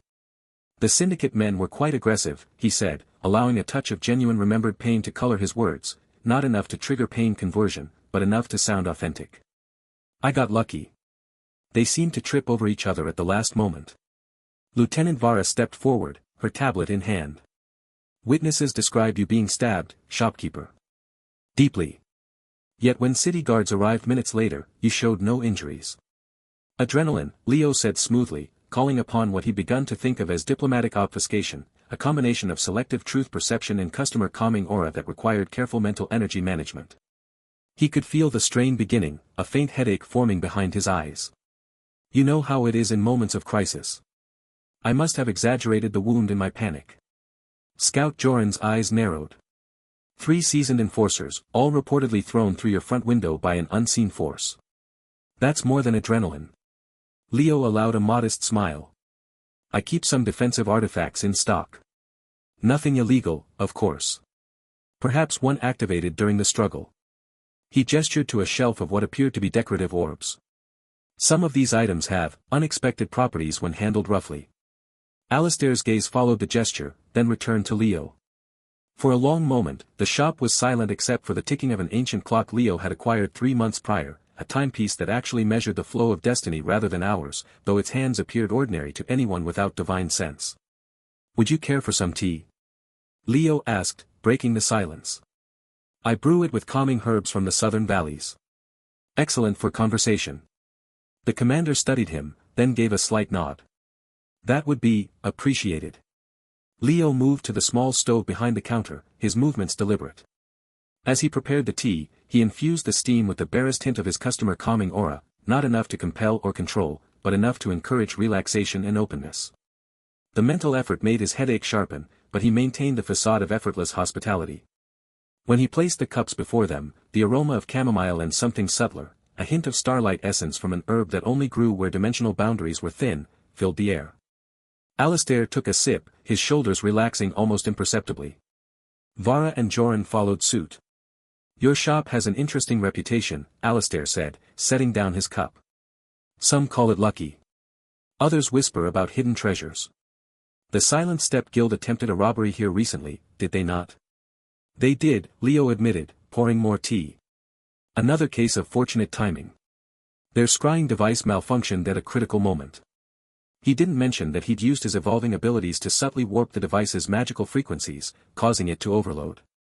I'm just a simple merchant, Commander. I sell curiosities to adventurers. Sometimes those curiosities prove more useful than expected. Joran opened his mouth to speak, but Alistair raised a hand. We've reviewed Inspector Mara's report. And the statements from the wounded traveler you helped, the one who claims your healing potion cured a curse that had plagued him for years. Quality ingredients, Leo said, maintaining eye contact. I source from reliable suppliers. Another silence stretched. Leo could feel the divine sense picking up on the aide's growing frustration and Alistair's calculating patience. The commander was putting together pieces, but the picture remained deliberately blurred by Leo's careful words and the calming influence of the tea. Finally, Alistair stood. Thank you for your time, shopkeeper. And the tea. He placed a silver coin on the counter, exact payment, no tip. A message in itself. We may have further questions as our investigation continues. Of course, Leo said, bowing slightly. The final transaction is always open to valued customers. He watched them leave, the bell jingling again as the door closed behind them. Only when their footsteps had faded down the cobblestone street did he allow himself to lean against the counter, rubbing his temples. The mental strain from maintaining multiple abilities simultaneously was real, though less severe than before his evolution. He could feel telekinetic mastery humming in his fingertips, ready to be called upon if needed. For the rest of the day, business continued as usual. A regular customer, a grizzled adventurer named Torin who'd been buying luck charms from Leo for months, came in around noon. Torin had lost 2 companions to a cave collapse the previous week, and his eyes carried the hollow look of survivor's guilt. Anything new for warding off bad fortune, Leo? Torin asked, his voice rough. Leo considered. His divine sense detected no malice in the man, only genuine grief and a desire for protection. This might help, he said, retrieving the warding stone from its shelf. To ordinary sight, it was a palm-sized crystal with faint blue veins running through it. To Leo's enhanced perception, it pulsed with barrier magic strong enough to deflect most elemental attacks. Place it near your campfire. It's said to create a circle of safety. Torin examined it, then nodded. How much? 5 copper bits.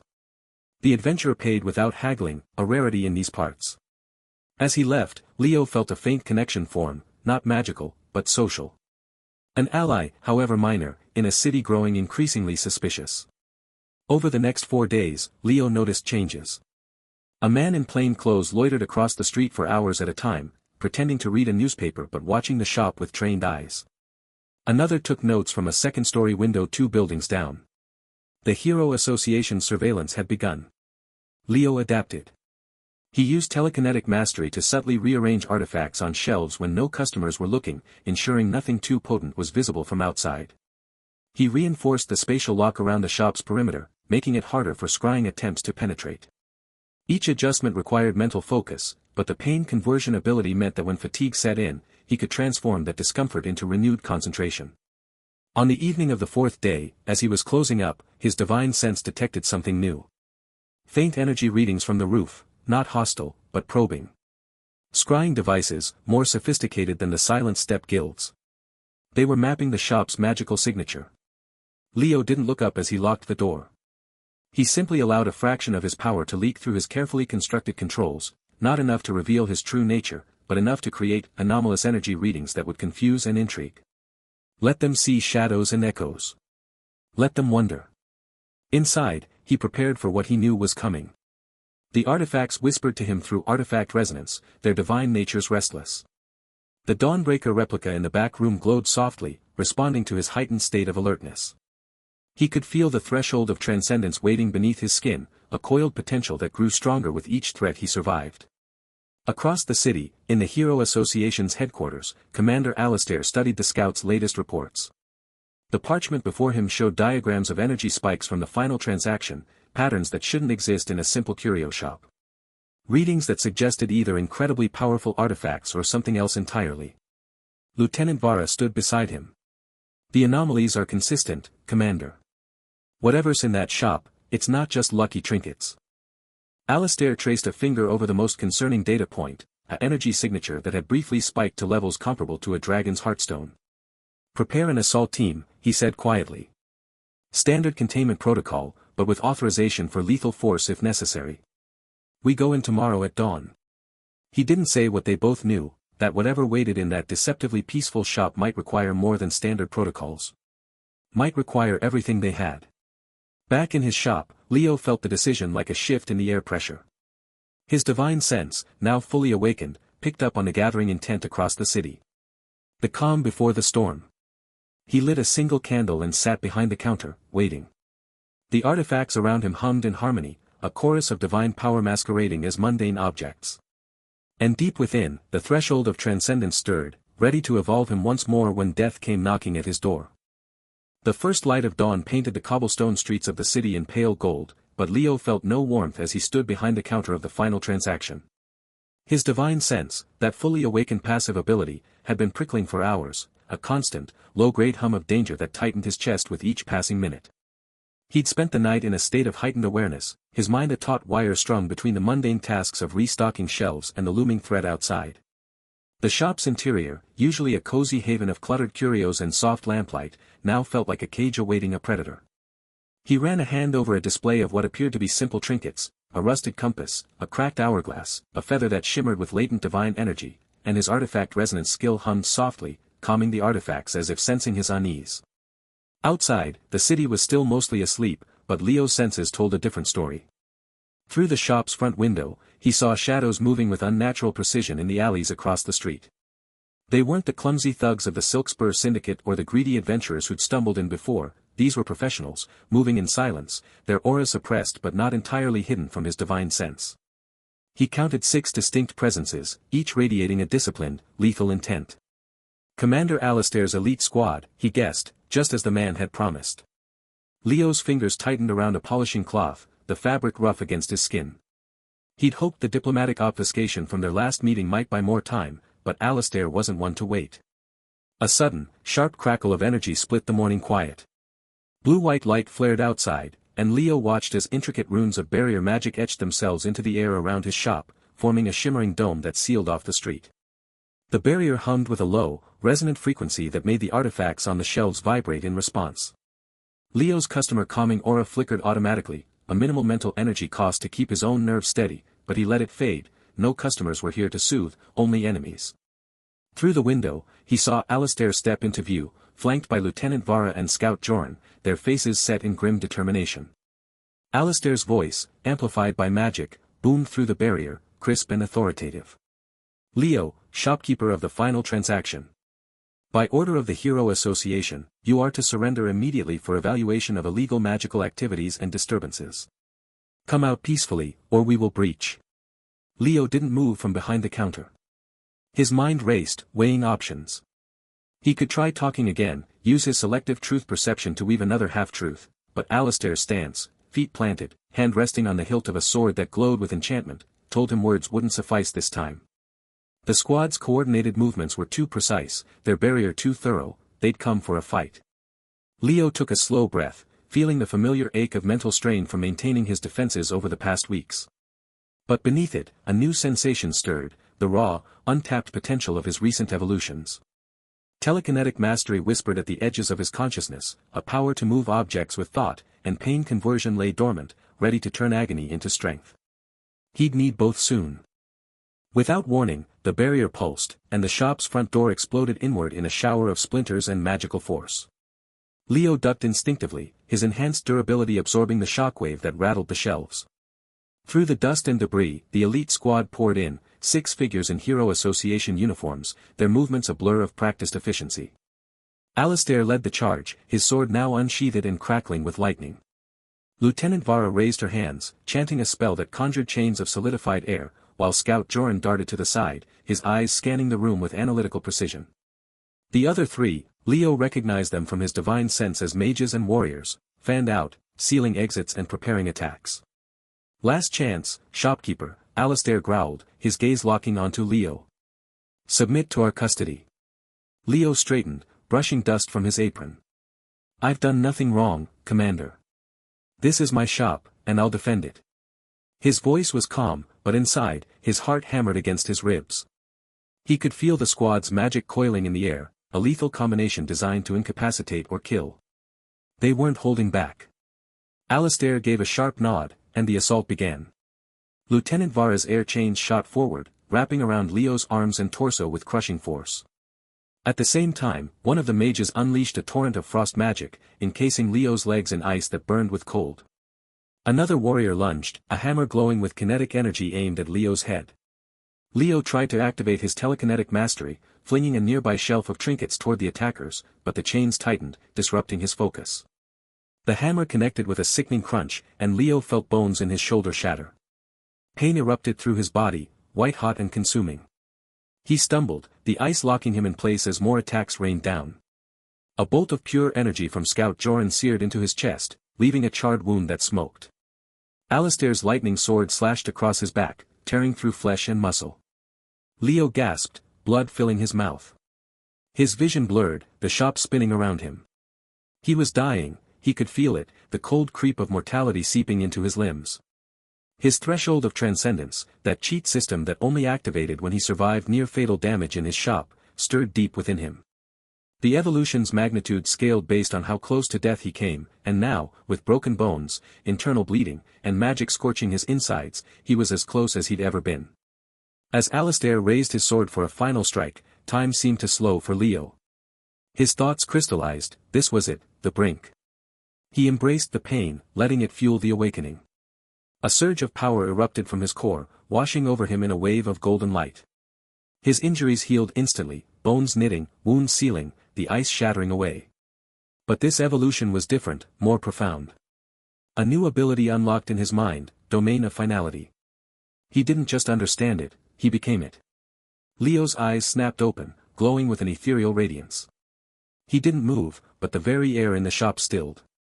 The domain of finality activated, a time-freezing aura that emanated from him, covering every inch of his shop. The elite squad froze mid-action, Alistair's sword halted inches from Leo's neck, Lieutenant Vara's chains hung motionless, Scout Joran's energy bolt hovered in the air like a captured star. Dust motes hung suspended, and the sounds of battle ceased, replaced by an absolute, deafening silence. Leo could feel the strain of maintaining the domain, a massive drain on his mental energy, far greater than any ability he'd used before, but he held it, his breathing steady. He stepped forward, the frozen world around him like a tableau of violence. He gently pushed Alistair's sword aside, the metal cold and unyielding in the stasis. Walking among the frozen figures, Leo assessed them. Their faces were locked in expressions of shock and determination, eyes wide with uncomprehending fear. He stopped before Alistair, meeting the commander's frozen gaze. "I don't want to fight you," Leo said softly, his voice the only sound in the stillness. "This shop is my home. I sell trinkets, nothing more. But I will defend it." With a thought, he released the domain of finality, allowing time to resume its flow. The squad stumbled, disoriented, as their attacks dissipated harmlessly into the air. Alistair lowered his sword, his face pale with awe and confusion. What was that?" he stammered, his authoritative demeanor cracked. Leo spread his hands, showing empty palms. "A demonstration, Commander. I could have killed you all, frozen you forever. But I didn't. I want peace." He activated his customer calming aura, letting it wash over the room, soothing the squad's adrenaline-fueled tension. "My shop is neutral ground. I pose no threat to the city or the Hero Association, as long as I'm left alone. Alistair exchanged a glance with Lieutenant Vara, who nodded slowly, her chains dissolving into mist. Scout Joran lowered his hands, his analytical eyes studying Leo with newfound respect. After a tense silence, Alistair sheathed his sword. "You're not what we expected," he admitted. "That power, it's beyond anything in our records. But if you mean no harm, we have no reason to pursue this." He gestured to his squad, who began to retreat toward the shattered doorway. "We'll withdraw, under a non-disclosure pact. No reports of this incident, on condition you keep your activities discreet." Leo bowed slightly. "Agreed. Thank you, Commander." As the elite squad filed out, repairing the barrier with a wave of magic that left the shop intact, Leo watched from the doorway. The dawn light was brighter now, casting long shadows across the street. His mental strain was immense, a throbbing headache from wielding the domain of finality, but he felt stronger than ever, evolved, yet still the shopkeeper. He turned back inside, his divine sense already scanning for residual threats. And then he felt it, a distant, powerful presence, leagues away but growing closer. It was familiar, Valerius, the S-rank hero who'd started it all. But this time, Valerius wasn't alone, his aura was accompanied by others, foreign and militant, reinforcements from a rival kingdom. The sense of impending conflict settled over Leo like a shroud, colder than the frost magic had been. The morning sun filtered through the dusty windows of the final transaction, casting long shadows across shelves crowded with what appeared to be ordinary trinkets. Leo wiped a cloth over a silver chalice that had once held the tears of a weeping goddess, his movements methodical, his breathing even. 3 days had passed since Commander Alistair's retreat, and the shop had settled into an uneasy quiet. But Leo's divine sense, now a constant hum in the back of his mind, told him the peace was fragile, a thin ice over deep, dark waters. He felt them before he saw them. A ripple in the ambient magic, like stones dropped into a still pond. Not the subtle scrying of the hero association this time, but something heavier, more arrogant. Boots on cobblestones, too many to be casual customers. Armor clinking with the weight of purpose. Leo set the chalice down gently, the silver catching the light as he turned toward the door. The bell above the entrance jangled not with its usual cheerful ring, but with a violent, discordant clatter as the door was shoved open. Valerius stood framed in the doorway, his once pristine hero's armor now scarred and darkened, his face a mask of grim determination. Behind him crowded a dozen knights in unfamiliar livery, deep crimson with gold trim, the sigil of a snarling wolf on their breastplates. They filled the small shop, their presence making the space feel suddenly cramped, the air thick with tension. "Leo," Valerius said, his voice dripping with false civility. "Still peddling your baubles, I see." Leo offered a small, polite smile, the kind he reserved for difficult customers. "Welcome back, Valerius. I see you've brought friends. Can I interest any of you in a lucky charm? They're quite popular this season." One of the knights, a broad-shouldered man with a beard like wire brush, snorted. "We're not here for trinkets, merchant." Valerius stepped forward, his eyes scanning the shelves with a predator's intensity. "The game is over, Leo. I've spent weeks researching, questioning survivors, piecing together the truth. This shop isn't just a shop. It's a nexus. A repository of power that shouldn't exist in mortal hands." Leo felt a flicker of genuine surprise. Valerius had actually done his homework. The paranoid hero had connected dots that others had missed. "I'm afraid I don't know what you mean," Leo said, keeping his tone light. "I sell curiosities. Some work better than others, but they're all just things. Don't play dumb." Valerius snapped, his composure cracking. "I felt it that first day. The way you healed. The power that erupted from you. And now I hear stories, a man who survives assaults that should kill him, who throws grown men through walls with a thought. You're no simple shopkeeper. You're a threat to the world's order." The knights shifted, hands moving to sword hilts. Leo's divine sense mapped them all, 12 warriors, each radiating combat experience, their auras sharp and focused. Valerius himself burned with a desperate energy, the humiliation of his previous defeat fueling a dangerous obsession. "What is it you want, exactly?" Leo asked, buying time. His mind raced through options. Direct confrontation would be messy, would draw exactly the attention he needed to avoid. But letting them ransack the shop was unthinkable. "The artifacts," Valerius said. "All of them. And the secret of this place. The kingdom of Redclaw," he gestured to the knights, has authorized me to secure this location for study. You will surrender everything, or we will take it. Leo's smile didn't waver, but behind it, he began calculating. Strategic delay, he thought. Not an official ability, but a skill born of necessity. He could feel the mental strain already, maintaining his customer calming aura at full strength while also keeping his divine aura suppression passive active to mask his true power. It was like holding two heavy weights while trying to juggle. Well, Leo said, moving slowly toward a display case. If it's artifacts you want, I do have some special items. Recently acquired. Quite powerful, or so I'm told. He reached into the case and withdrew what appeared to be an ornate dagger, its blade dark and serrated. This, he said, holding it up, is the dagger of whispered regrets. It's said to make its wielder confront their deepest failures. Valerius eyed it suspiciously. Prove its power. Oh, I wouldn't recommend testing it here, Leo said with exaggerated concern. The effects can be unpredictable. But for a modest fee. We're not paying, the bearded knight growled. Leo sighed theatrically. Well, if you insist on taking it. He handed the dagger to Valerius, who took it gingerly. The moment the hero's fingers closed around the hilt, his eyes went distant. A shudder ran through him. Leo knew the dagger was actually just a cursed item he'd acquired years ago. It did nothing but give the holder brief, unsettling dreams about minor embarrassments. But to Valerius, already paranoid and haunted, it would feel like a profound revelation. Valerius dropped the dagger as if burned. What trickery is this? No trickery, Leo said innocently. Just a very sensitive artifact.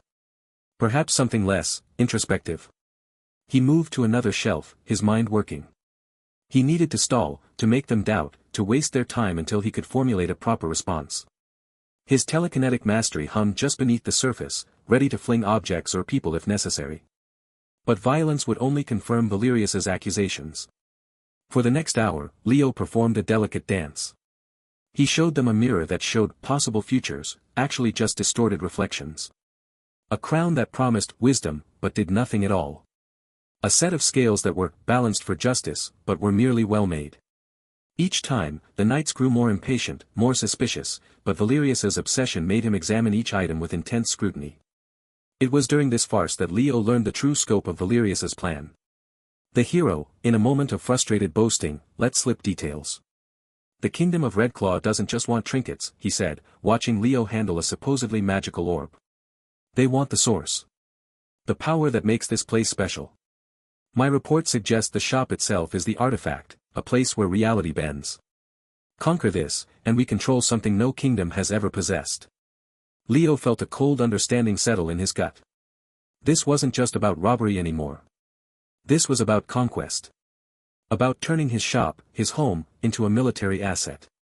The thought made something primal stir within him, a protective instinct deeper than any fear. Finally, the bearded knight had enough.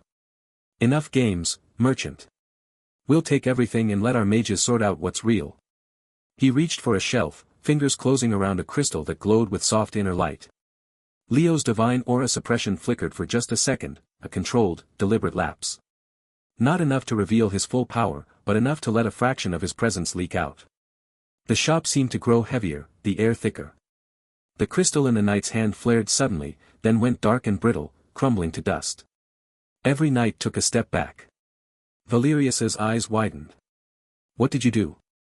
Some artifacts are temperamental, Leo said, his voice still calm, but with an edge that hadn't been there before. They don't like being handled roughly. Or by those with hostile intent. He let the silence stretch, watching them reassess. The knights exchanged uncertain glances. Valerius's certainty wavered, replaced by the old paranoia. Leo had given them a mystery, a small, controlled display of the inexplicable. Enough to give them pause. We'll return, Valerius said at last, his voice tight. With proper preparations. This isn't over. They filed out, the knights casting backward glances at the seemingly ordinary shop that had just resisted them without a single blow being struck. Leo watched them go, then slowly, deliberately, locked the door and turned the sign to closed. For a long moment, he just stood there, breathing. The mental strain of the encounter was real, maintaining multiple abilities while performing that delicate charade had left him with a headache blooming behind his eyes. But there was no time to rest. He moved through the shop, reinforcing his defenses. With telekinetic mastery, he shifted shelves to create better sightlines and choke points. He activated spatial lock on the back room, making the entrance temporarily inaccessible to anyone but himself. He checked his inventory of truly dangerous artifacts, the ones he never sold, ensuring they were properly secured. Days passed in tense preparation. Leo slept little, his divine sense constantly scanning for threats. He saw the knights establishing a perimeter around the neighborhood, setting up observation posts in nearby buildings. Valerius was making good on his promise of proper preparations. On the third day, as Leo was polishing a set of silver bells that could, if rung in sequence, temporarily still the wind, he felt a familiar presence approaching.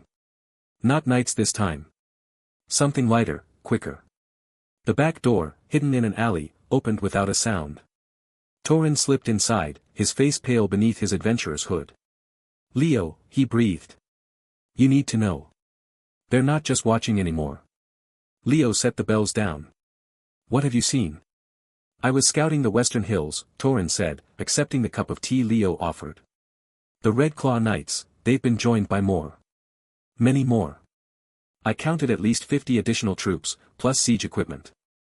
They're setting up camp just outside the city walls." Leo's stomach tightened. Siege equipment.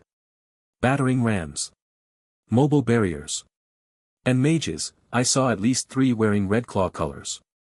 Torin's hands shook slightly around his cup. "They're not planning another visit, Leo. They're planning an assault. A full-scale military operation." "When?" Torin met his eyes. "Tonight. At nightfall.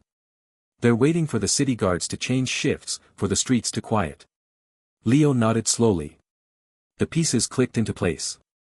Valerius's delay, the preparations, it wasn't just about studying the shop. It was about bringing in enough force to overwhelm any defense, to conquer through sheer numbers. "Thank you, Torin," Leo said quietly. "You should go. Get clear of this area." The adventurer hesitated. "I could stay. Help." "No," Leo's voice was firm but not unkind. "This isn't your fight. And I work better alone." After Torin left, Leo stood in the center of his shop.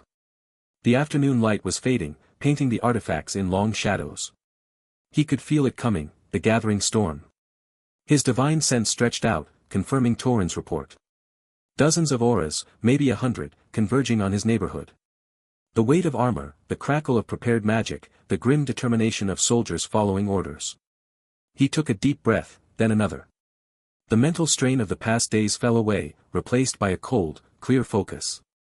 His abilities hummed within him, telekinetic mastery, pain conversion, divine sense, all the powers he'd gained through near-death experiences. And deepest of all, the domain of finality, waiting like a coiled spring. Leo walked to the front window and looked out at the quiet street. Soon, it wouldn't be quiet. Soon, it would be a battlefield. He thought about running, about abandoning the shop. But this was his home. These artifacts, even the cursed ones, were his responsibility. And somewhere in his soul, deeper than reason, he knew this was what the threshold of transcendence had been preparing him for. He turned from the window and began his final preparations. Moving artifacts to safer locations. Reinforcing the structural spells woven into the shop's very walls. Preparing himself not just to survive, but to defend. Outside, the sun dipped toward the horizon. Shadows lengthened. Somewhere in the gathering dark, an army made ready. And in a small, unassuming shop filled with god-tier artifacts sold as trinkets, a deceptively peaceful shopkeeper waited for the storm to break. Midnight's chill seeped through the cobblestone streets of the adventure city, but the air around the final transaction crackled with unnatural heat. Leo stood behind his polished oak counter, fingers tracing the familiar grain as his divine sense painted the darkness outside in vivid detail. 50 armored figures moved with disciplined silence, their plate mail gleaming under the faint moonlight that struggled through gathering storm clouds. At their head stood Valerius, his once proud S-rank hero armor now adorned with the crimson sigils of the Kingdom of Redclaw. Leo's breath fogged in the shop's interior, the only sign of tension in his otherwise calm demeanor. He'd spent the last hours reinforcing every ward he could manage, layering spatial lock over divine aura suppression until the shop hummed with restrained power. The shelves of artifacts, god-tier weapons masquerading as trinkets, reality-altering baubles priced at copper pieces, seemed to lean inward, as if sensing the coming violence. A display of crystalline orbs glowed softly, their light catching the dust motes that danced in the charged air. They're not just here for the artifacts, Leo thought, his mind calculating angles and distances. Valerius wants the shop itself. The threshold. His threshold of transcendence lay dormant within him, a coiled serpent waiting for the brush of death's fingers. He'd survived near-fatal damage 3 times before, Valerius's initial assassination, the Rogue Guild's elemental assault, Commander Alistair's coordinated strike, each time emerging stronger. But never against 50 trained knights backed by siege magic. The first breach came not with a crash, but with a whisper. Outside, Red Claw mages chanted in unison, their voices weaving through the night like poison threads. The shop's outer wards, layers of magical protection Leo had painstakingly maintained, shimmered visible for a heartbeat, golden runes flaring against the darkness. Then they shattered. The sound was that of breaking glass magnified 100-fold, crystalline shards of magical energy exploding outward to pepper the street with harmless light. Leo felt the backlash like a physical blow, his teeth rattling as the shop's doorframe splintered. So they brought proper siege mages, Leo noted, his mind already adapting. He activated customer calming aura, not to soothe customers this time, but to dampen the rising panic in his own chest. The mental strain was immediate, a sharp pressure behind his eyes, but manageable. For now. Valerius's voice cut through the ringing silence. Leo. Surrender the shop and its contents. This is your final warning. The hero stood framed in the ruined doorway, moonlight casting his shadow deep into the shop's interior.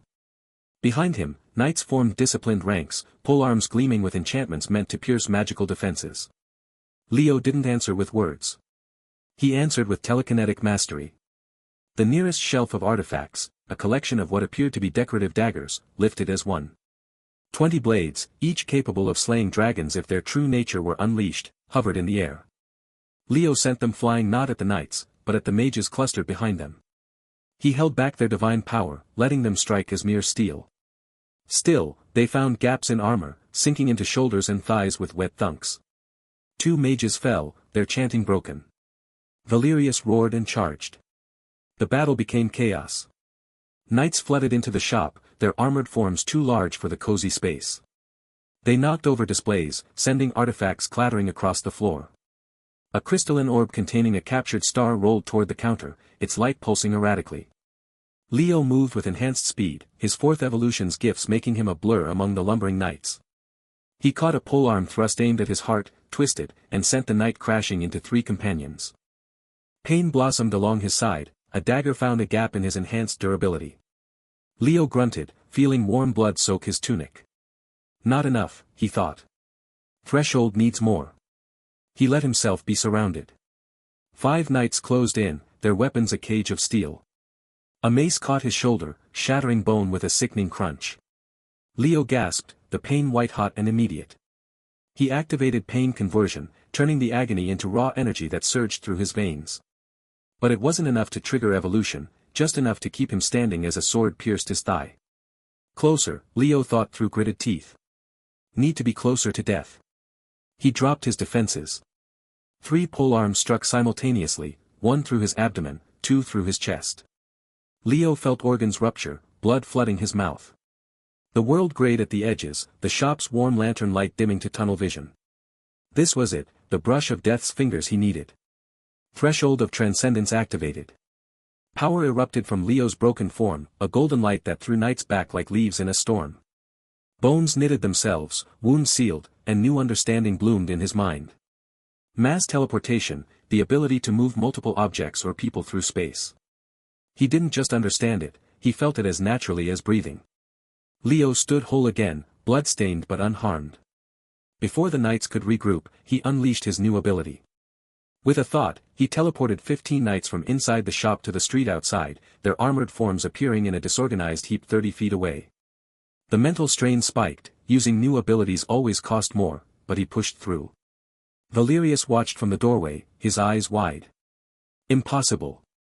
He should be dead. The hero signaled his remaining mages. Full assault.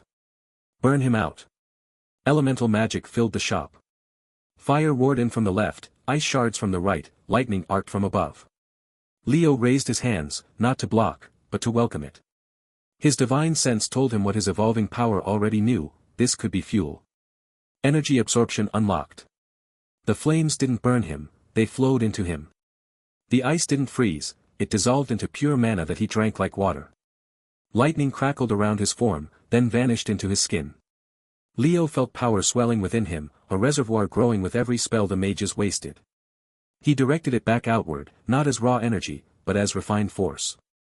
Knights flew backward, their armor denting as if struck by invisible giants. Shelves righted themselves, artifacts returning to their places through minor reality adjustment. Leo's mind screamed with the strain, maintaining divine aura suppression, spatial lock, telekinetic mastery, pain conversion, domain of finality, held in reserve, and now mass teleportation and energy absorption. His mental reserves, deepened by previous evolutions, were draining fast. For 2 hours, the battle raged. Leo became a whirlwind in his own shop. He teleported attacking knights into each other's paths. He absorbed magical assaults and redirected them as concussive blasts. He used telekinetic mastery to create barriers of floating artifacts that knights dared not damage lest they unleash their true power. But for every knight that fell, 2 more took their place. For every mage whose spells he absorbed, another chanted a new incantation. Valerius fought smarter than before. He never engaged directly, instead directing his forces from the periphery, studying Leo's patterns. The hero noticed what Leo tried to hide, the slight tremble in the shopkeeper's hands after large teleportations, the way his customer calming aura flickered when mental strain peaked. "He's tiring," Valerius murmured to his lieutenant. "The evolutions cost him. We just need to push a little more." They pushed. A coordinated strike came from 3 directions. Knights with tower shields formed a phalanx, advancing slowly to pin Leo against his counter. Mages layered binding spells, chains of light that wrapped around his limbs, sapping strength even as energy absorption tried to claim them. A spear, thrown with enchanted force, pierced Leo's chest from behind, the point emerging bloody from his sternum. Threshold activated again. This evolution was less dramatic but more profound. Leo felt his understanding of energy absorption deepen. He could now store absorbed power for later use, creating a reservoir. He healed, the spear clattering to the floor, but his mental reserves were dangerously low. Maintaining all his abilities felt like holding up a collapsing ceiling with bare hands. He managed to clear the shop once more, teleporting the remaining knights outside. The floor was littered with broken armor, discarded weapons, and the occasional dropped artifact. One knight had accidentally taken a luck charm, actually a probability-altering talisman, and now lay outside tripping over his own feet repeatedly. Leo leaned against his counter, breathing heavily. Sweat soaked his simple merchant's clothes. His shop was a wreck, displays overturned, potion bottles shattered, the doorframe completely gone. But the threshold held. The shop itself, the source of his power, remained intact. Outside, Valerius surveyed his battered forces. 20 knights remained standing of the original 50. 5 mages still chanted, but their voices were weary. The hero's face twisted in frustration, then settled into grim determination. "You're stronger than I anticipated, shopkeeper," Valerius called through the ruined entrance. "But I didn't come unprepared for a god." From a locked case carried by 2 attendants, Valerius produced an artifact. It was a sphere of obsidian shot through with veins of crimson light, about the size of a human head. Even from across the street, Leo's divine sense screamed in warning. This wasn't a god-tier artifact from his shop, this was something older, darker, forbidden. "The heart of a fallen star," Valerius announced, his voice carrying through the night. "Forged when a celestial being died screaming. It doesn't just destroy, it unmakes. Reality itself unravels where it strikes." The sphere began to pulse, the crimson veins glowing brighter with each beat. The air grew heavy, oppressive. Knights backed away from their commander, fear on their faces even through helmet visors. Valerius raised the artifact, aiming it not at Leo, but at the final transaction itself. "No more evolutions, shopkeeper. No more shop. I'll erase this place from existence, and you with it." Leo pushed himself upright, his mind racing. Domain of finality could freeze time within the shop, but would it stop something that unmade reality? Energy absorption might work, but the strain could shatter what remained of his mental reserves. Mass teleportation could move the artifact away, but Valerius would just retrieve it. The heart of a fallen star's pulsing quickened, becoming a steady, threatening glow. Cracks appeared in the street beneath Valerius's feet, not physical cracks, but fractures in reality itself, glimpses of void where stone should be. Leo's energy waned, his abilities flickering at the edges of his consciousness. He had one chance, one desperate play, as the forbidden artifact hummed to full power in the hands of his enemy.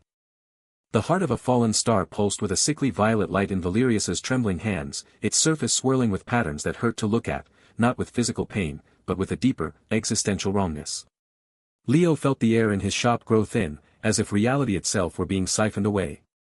The artifact wasn't just a weapon, it was an unraveling. A tiny, contained end of things. You should have surrendered, Valerius rasped, his voice hollow with exhaustion and fanaticism. This artifact unmade a kingdom. It will unmake your little shop, and you with it. Around them, the shop lay in ruins. Shelves were splintered, potion bottles shattered into glittering dust, and the floor was scarred with magical burns and the deep gouges of siege weapons. Leo stood amidst the wreckage, his own body screaming with pain. His mental reserves were nearly empty, a dull, throbbing ache behind his eyes that made every thought feel like wading through mud.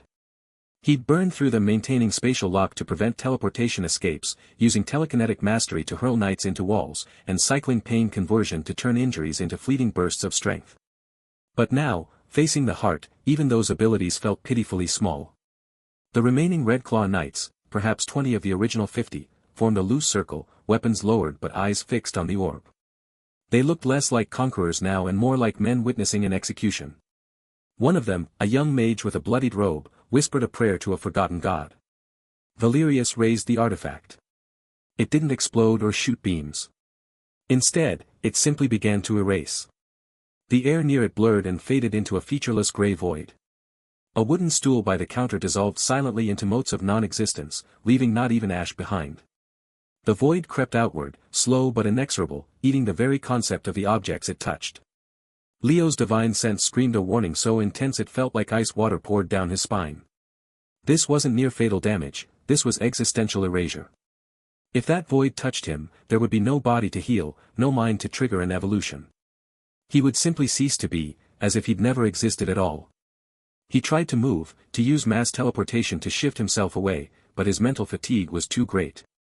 The ability flickered and died, costing him a spike of agony. The void was 10 feet away now, and moving faster. It consumed a rack of enchanted cloaks, and they vanished without a sound. 5 feet.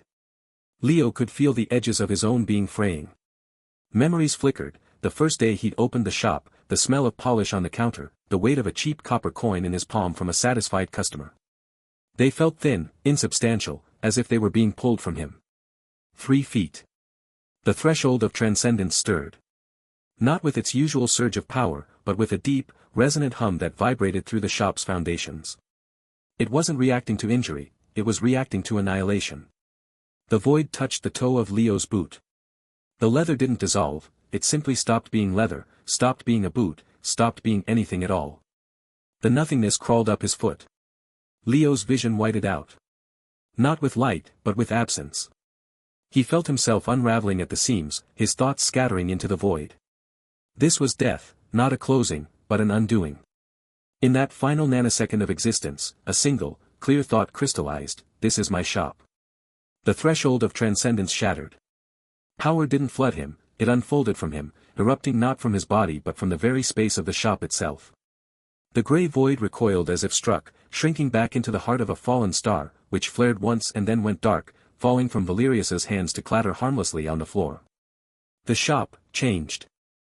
Leo didn't so much see it as feel it.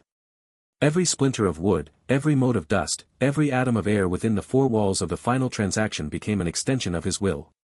He was aware of the exact position of the 347 remaining items on the shelves, the slow drip of a leaking potion vial behind the counter, the rapid heartbeat of the young praying mage by the door.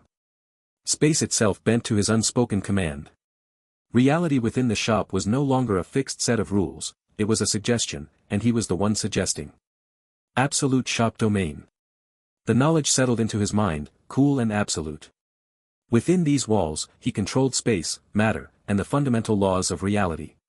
He could make gravity sideways, turn fire into water, or unmake an object as completely as the heart had tried to unmake him. The mental strain that had plagued him vanished, replaced by a serene, effortless certainty. This was his domain. Here, he was untouchable. Valerius stared, his face a mask of shattered triumph. Impossible. He whispered. Leo didn't speak. He simply thought, and the 20 Red Claw Knights vanished from inside the shop, reappearing with soft pops of displaced air on the cobblestone street outside, disoriented and weaponless. He thought again, and divine chains of shimmering, golden light erupted from the floor, wrapping around Valerius with gentle inevitability. They didn't crush or burn, they simply held, their strength absolute and unbreakable. Leo took a slow breath, the first easy breath he'd taken since the siege began. He looked at Valerius, who hung in the chains, all fight gone from his eyes, replaced by a hollow, broken understanding. "I'm going to offer you a deal," Leo said, his voice calm, carrying through the silent shop. "You will take your knights and leave this city. You will never return here, and you will spread no tales of what happened tonight. In return, I will let you live, and I will not pursue you." Valerius's mouth worked soundlessly for a moment. The artifact, the power. He finally managed. "Is mine," Leo finished. "This shop is mine. You came to conquer a place that cannot be conquered. Go home, Valerius. Lick your wounds. Forget this foolish quest." The chains loosened, lowering Valerius to the floor before dissolving into golden mist. The S-rank hero stumbled, catching himself on a broken shelf. He didn't look at Leo. He stared at the dark, inert heart of a fallen star on the floor, then turned and walked unsteadily to the door.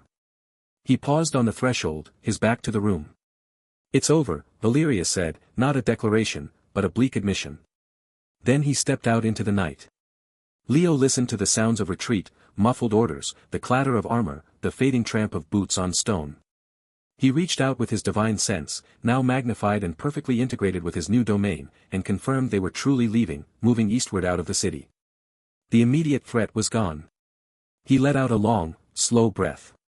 The shop was a wreck, but with a thought, he could begin repairs. The absolute shop domain hummed with potential, he could restore everything to perfect condition in an instant. But he hesitated. The strain was gone, but the memory of the void, of that unraveling nothingness, lingered like a chill. As he stood amidst the ruins, his senses expanded through his domain, he detected something else. Not a physical presence, but observation. A scrying eye, impossibly subtle, woven into the fabric of space just outside his shop's wards. It wasn't hostile. It was patient, ancient, and deeply curious. It had watched the entire battle, watched the activation of the heart, watched his evolution.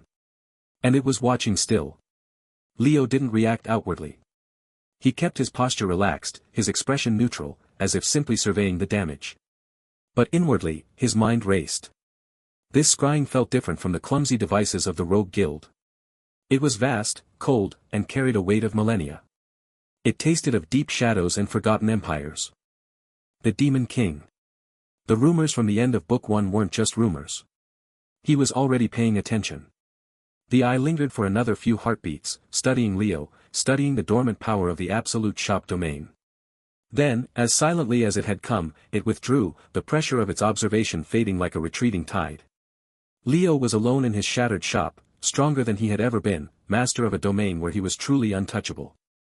But in the quiet aftermath, with the scent of ozone and dust hanging in the air, he felt a new kind of chill. The game had just changed. The local threats, the heroes, the kingdoms, they were preludes. Something far older and more powerful had just taken notice. And it was interested. The morning sun filtered through the repaired windows of the final transaction, casting geometric patterns of light across the polished wooden floor. Leo stood behind his counter, running a cloth over the surface with deliberate, unhurried movements. The shop smelled of fresh pine, beeswax, and the faint, lingering ozone of expended magic, a scent he'd come to associate with survival. Outside, the city of Ethelgard buzzed with rumors. Through the newly installed crystal-clear windows, Leo watched as pedestrians slowed their pace, casting furtive glances at his shop. Whispers traveled like wildfire through the market district, tales of a battle that had shaken the very foundations of reality, of Red Claw Knights appearing suddenly in the town square, disoriented and weaponless, of Valerius the S-rank hero retreating with his forces under cover of darkness, broken and silent. Leo's shop radiated an aura now, not the subtle customer calming aura he'd cultivated for years, but something deeper, more fundamental. The absolute shop domain hummed just beneath the surface of reality, a passive field that enforced peace within these walls.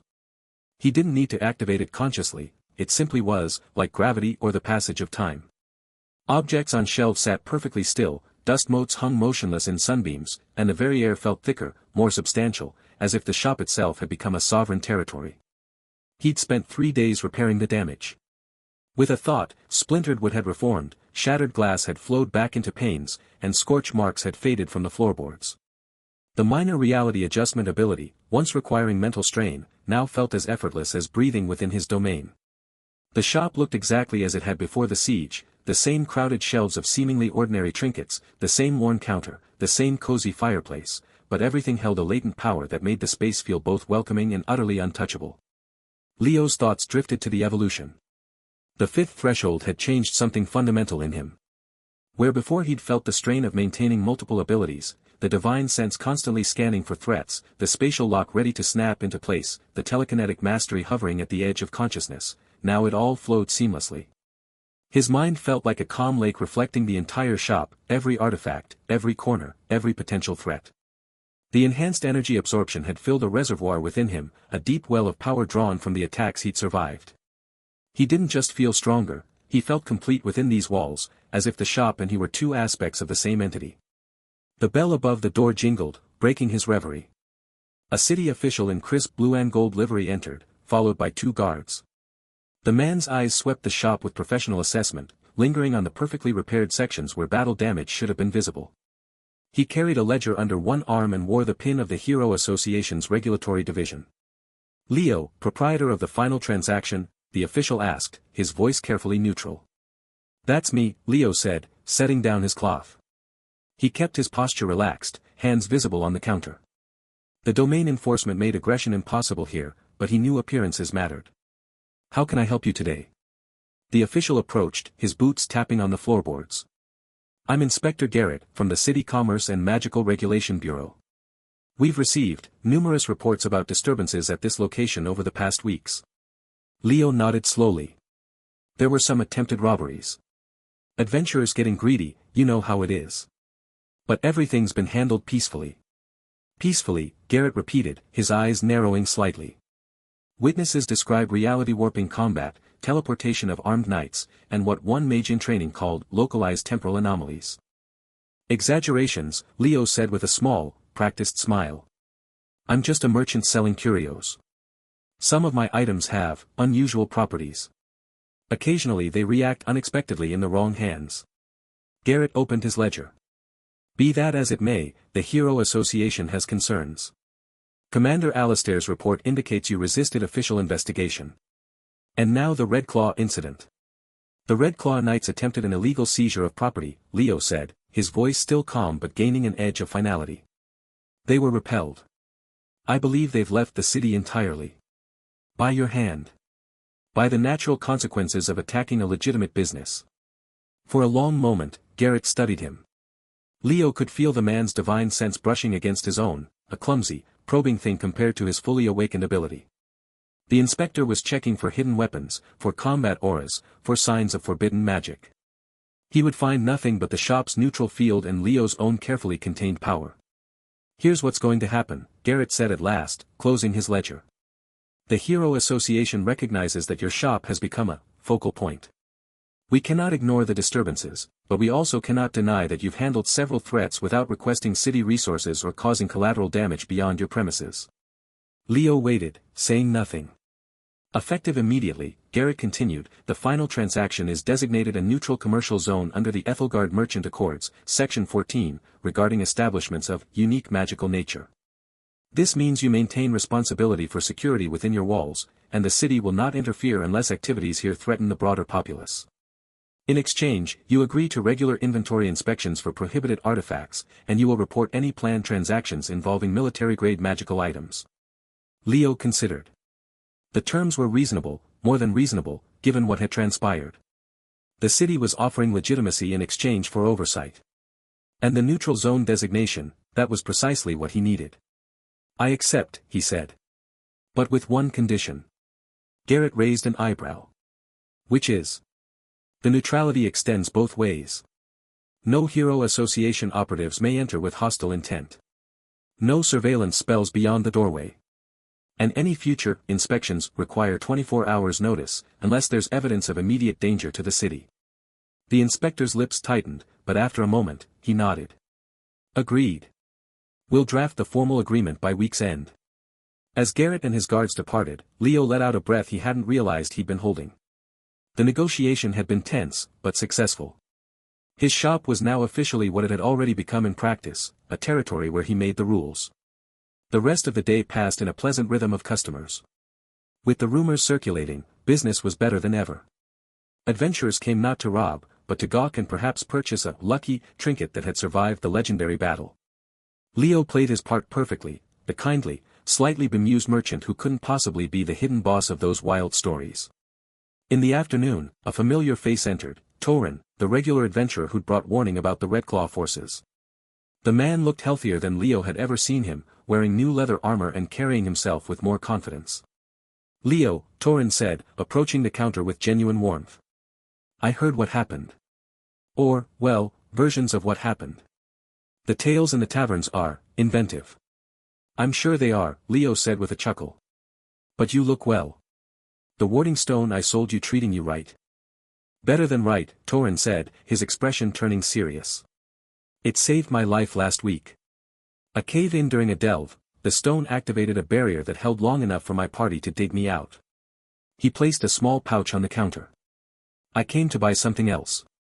Something meaningful. To commemorate surviving all this chaos. Leo studied him for a moment, then nodded. He moved to a shelf near the back, where artifacts rested in velvet-lined boxes. His divine sense brushed against each one, feeling their resonances. Most were truly divine artifacts masked as ordinary objects, a comb that could untangle any knot, physical or metaphorical, a cup that never emptied of whatever liquid first filled it, a mirror that showed not reflections but possibilities. He selected a small, unassuming music box carved from dark wood. When opened, it would play a melody unique to the listener, a song from their childhood, or a tune they'd forgotten they loved, or sometimes a harmony they'd never heard but that felt like coming home. This, Leo said, placing it on the counter. It doesn't ward off danger or enhance strength. But it reminds us why we survive. Torin's eyes glistened slightly as he examined the box. How much? For you. 5 silver. And your continued discretion about where you bought it. A bargain, Torin said, counting out the coins. As he left, music box carefully tucked in his pack, he paused at the door. Leo, thank you. For everything. Just being a merchant, Leo replied, but he felt the sincerity of the moment settle in the shop's atmosphere, becoming part of its growing legend. As evening approached and the last customer departed, Leo began his closing routine. He straightened shelves that didn't need straightening, checked inventory that hadn't changed, and banked the fire in the hearth. The shop thrived now, not just as a business but as an institution. He was stronger than he'd ever been, his power having grown exponentially through each near-death experience until he'd reached this point, complete mastery within his domain, recognition from the authorities, and a steady stream of customers who saw only the kindly shopkeeper, not the hidden god of the apocalypse he was becoming. He was about to turn the sign to closed when his divine sense prickled. Not a threat, the domain enforcement would have reacted immediately to aggression. This was something else, a presence at the edge of his perception, waiting patiently just beyond the shop's influence. Leo opened the door. The street outside was empty, the lanterns just beginning to glow in the twilight. On his doorstep lay a single envelope. It was crafted from what appeared to be shadow-given substance, dark as a moonless night yet shimmering with subtle violet highlights where the lamplight caught it. No address marked its surface, but a wax seal held it closed, a complex sigil that seemed to shift when looked at directly, forming patterns that hinted at horns, wings, and ancient, forgotten languages. Demonic sigils. Leo picked up the envelope. It felt cool against his fingers, neither paper nor parchment but something organic and ancient. The seal broke with a faint hiss, releasing a scent of ozone and distant thunder. Inside, on a sheet of parchment that might have been made from dried dragon wing, elegant script flowed in deep crimson ink. To the proprietor of the final transaction. Your establishment has come to my attention through channels both mundane and arcane. The recent disturbances suggest you possess items of unique interest to a collector of my standing. I request a private transaction at your earliest convenience. Discretion is, of course, assured. The item I seek is known in certain circles as the Chalice of Forgotten Dawn, though you may catalog it under another name. Should you be amenable, simply burn this letter. A representative will arrive within 3 days to arrange particulars. With professional curiosity. The collector of shadowed halls. P.S. You may know me by another title, the Demon King. Leo stood in the doorway as full darkness settled over Ethelgard. The letter in his hand felt heavier than its physical weight suggested. He looked back into his shop, the cozy fireplace, the crowded shelves, the counter where he'd survived assassination attempts and full-scale sieges. He had secured his neutrality. He had established his domain. He had balanced power and service. And now the game had changed entirely. Closing the door, he walked to the fireplace. For a long moment, he stared at the flames, considering the implications. A private transaction with the Demon King. Not an attack, not a robbery attempt, but a business proposition from the most powerful being on the continent. He held the letter over the fire. The edges blackened, then caught, burning with violet flames that gave off no heat. The demonic sigils on the seal glowed briefly before dissolving into smoke that smelled of sulfur and starfall. As the last ash drifted up the chimney, Leo turned to face his empty shop. Somewhere out there in the gathering night, a representative was already preparing to visit. The final transaction was about to receive its most important customer yet.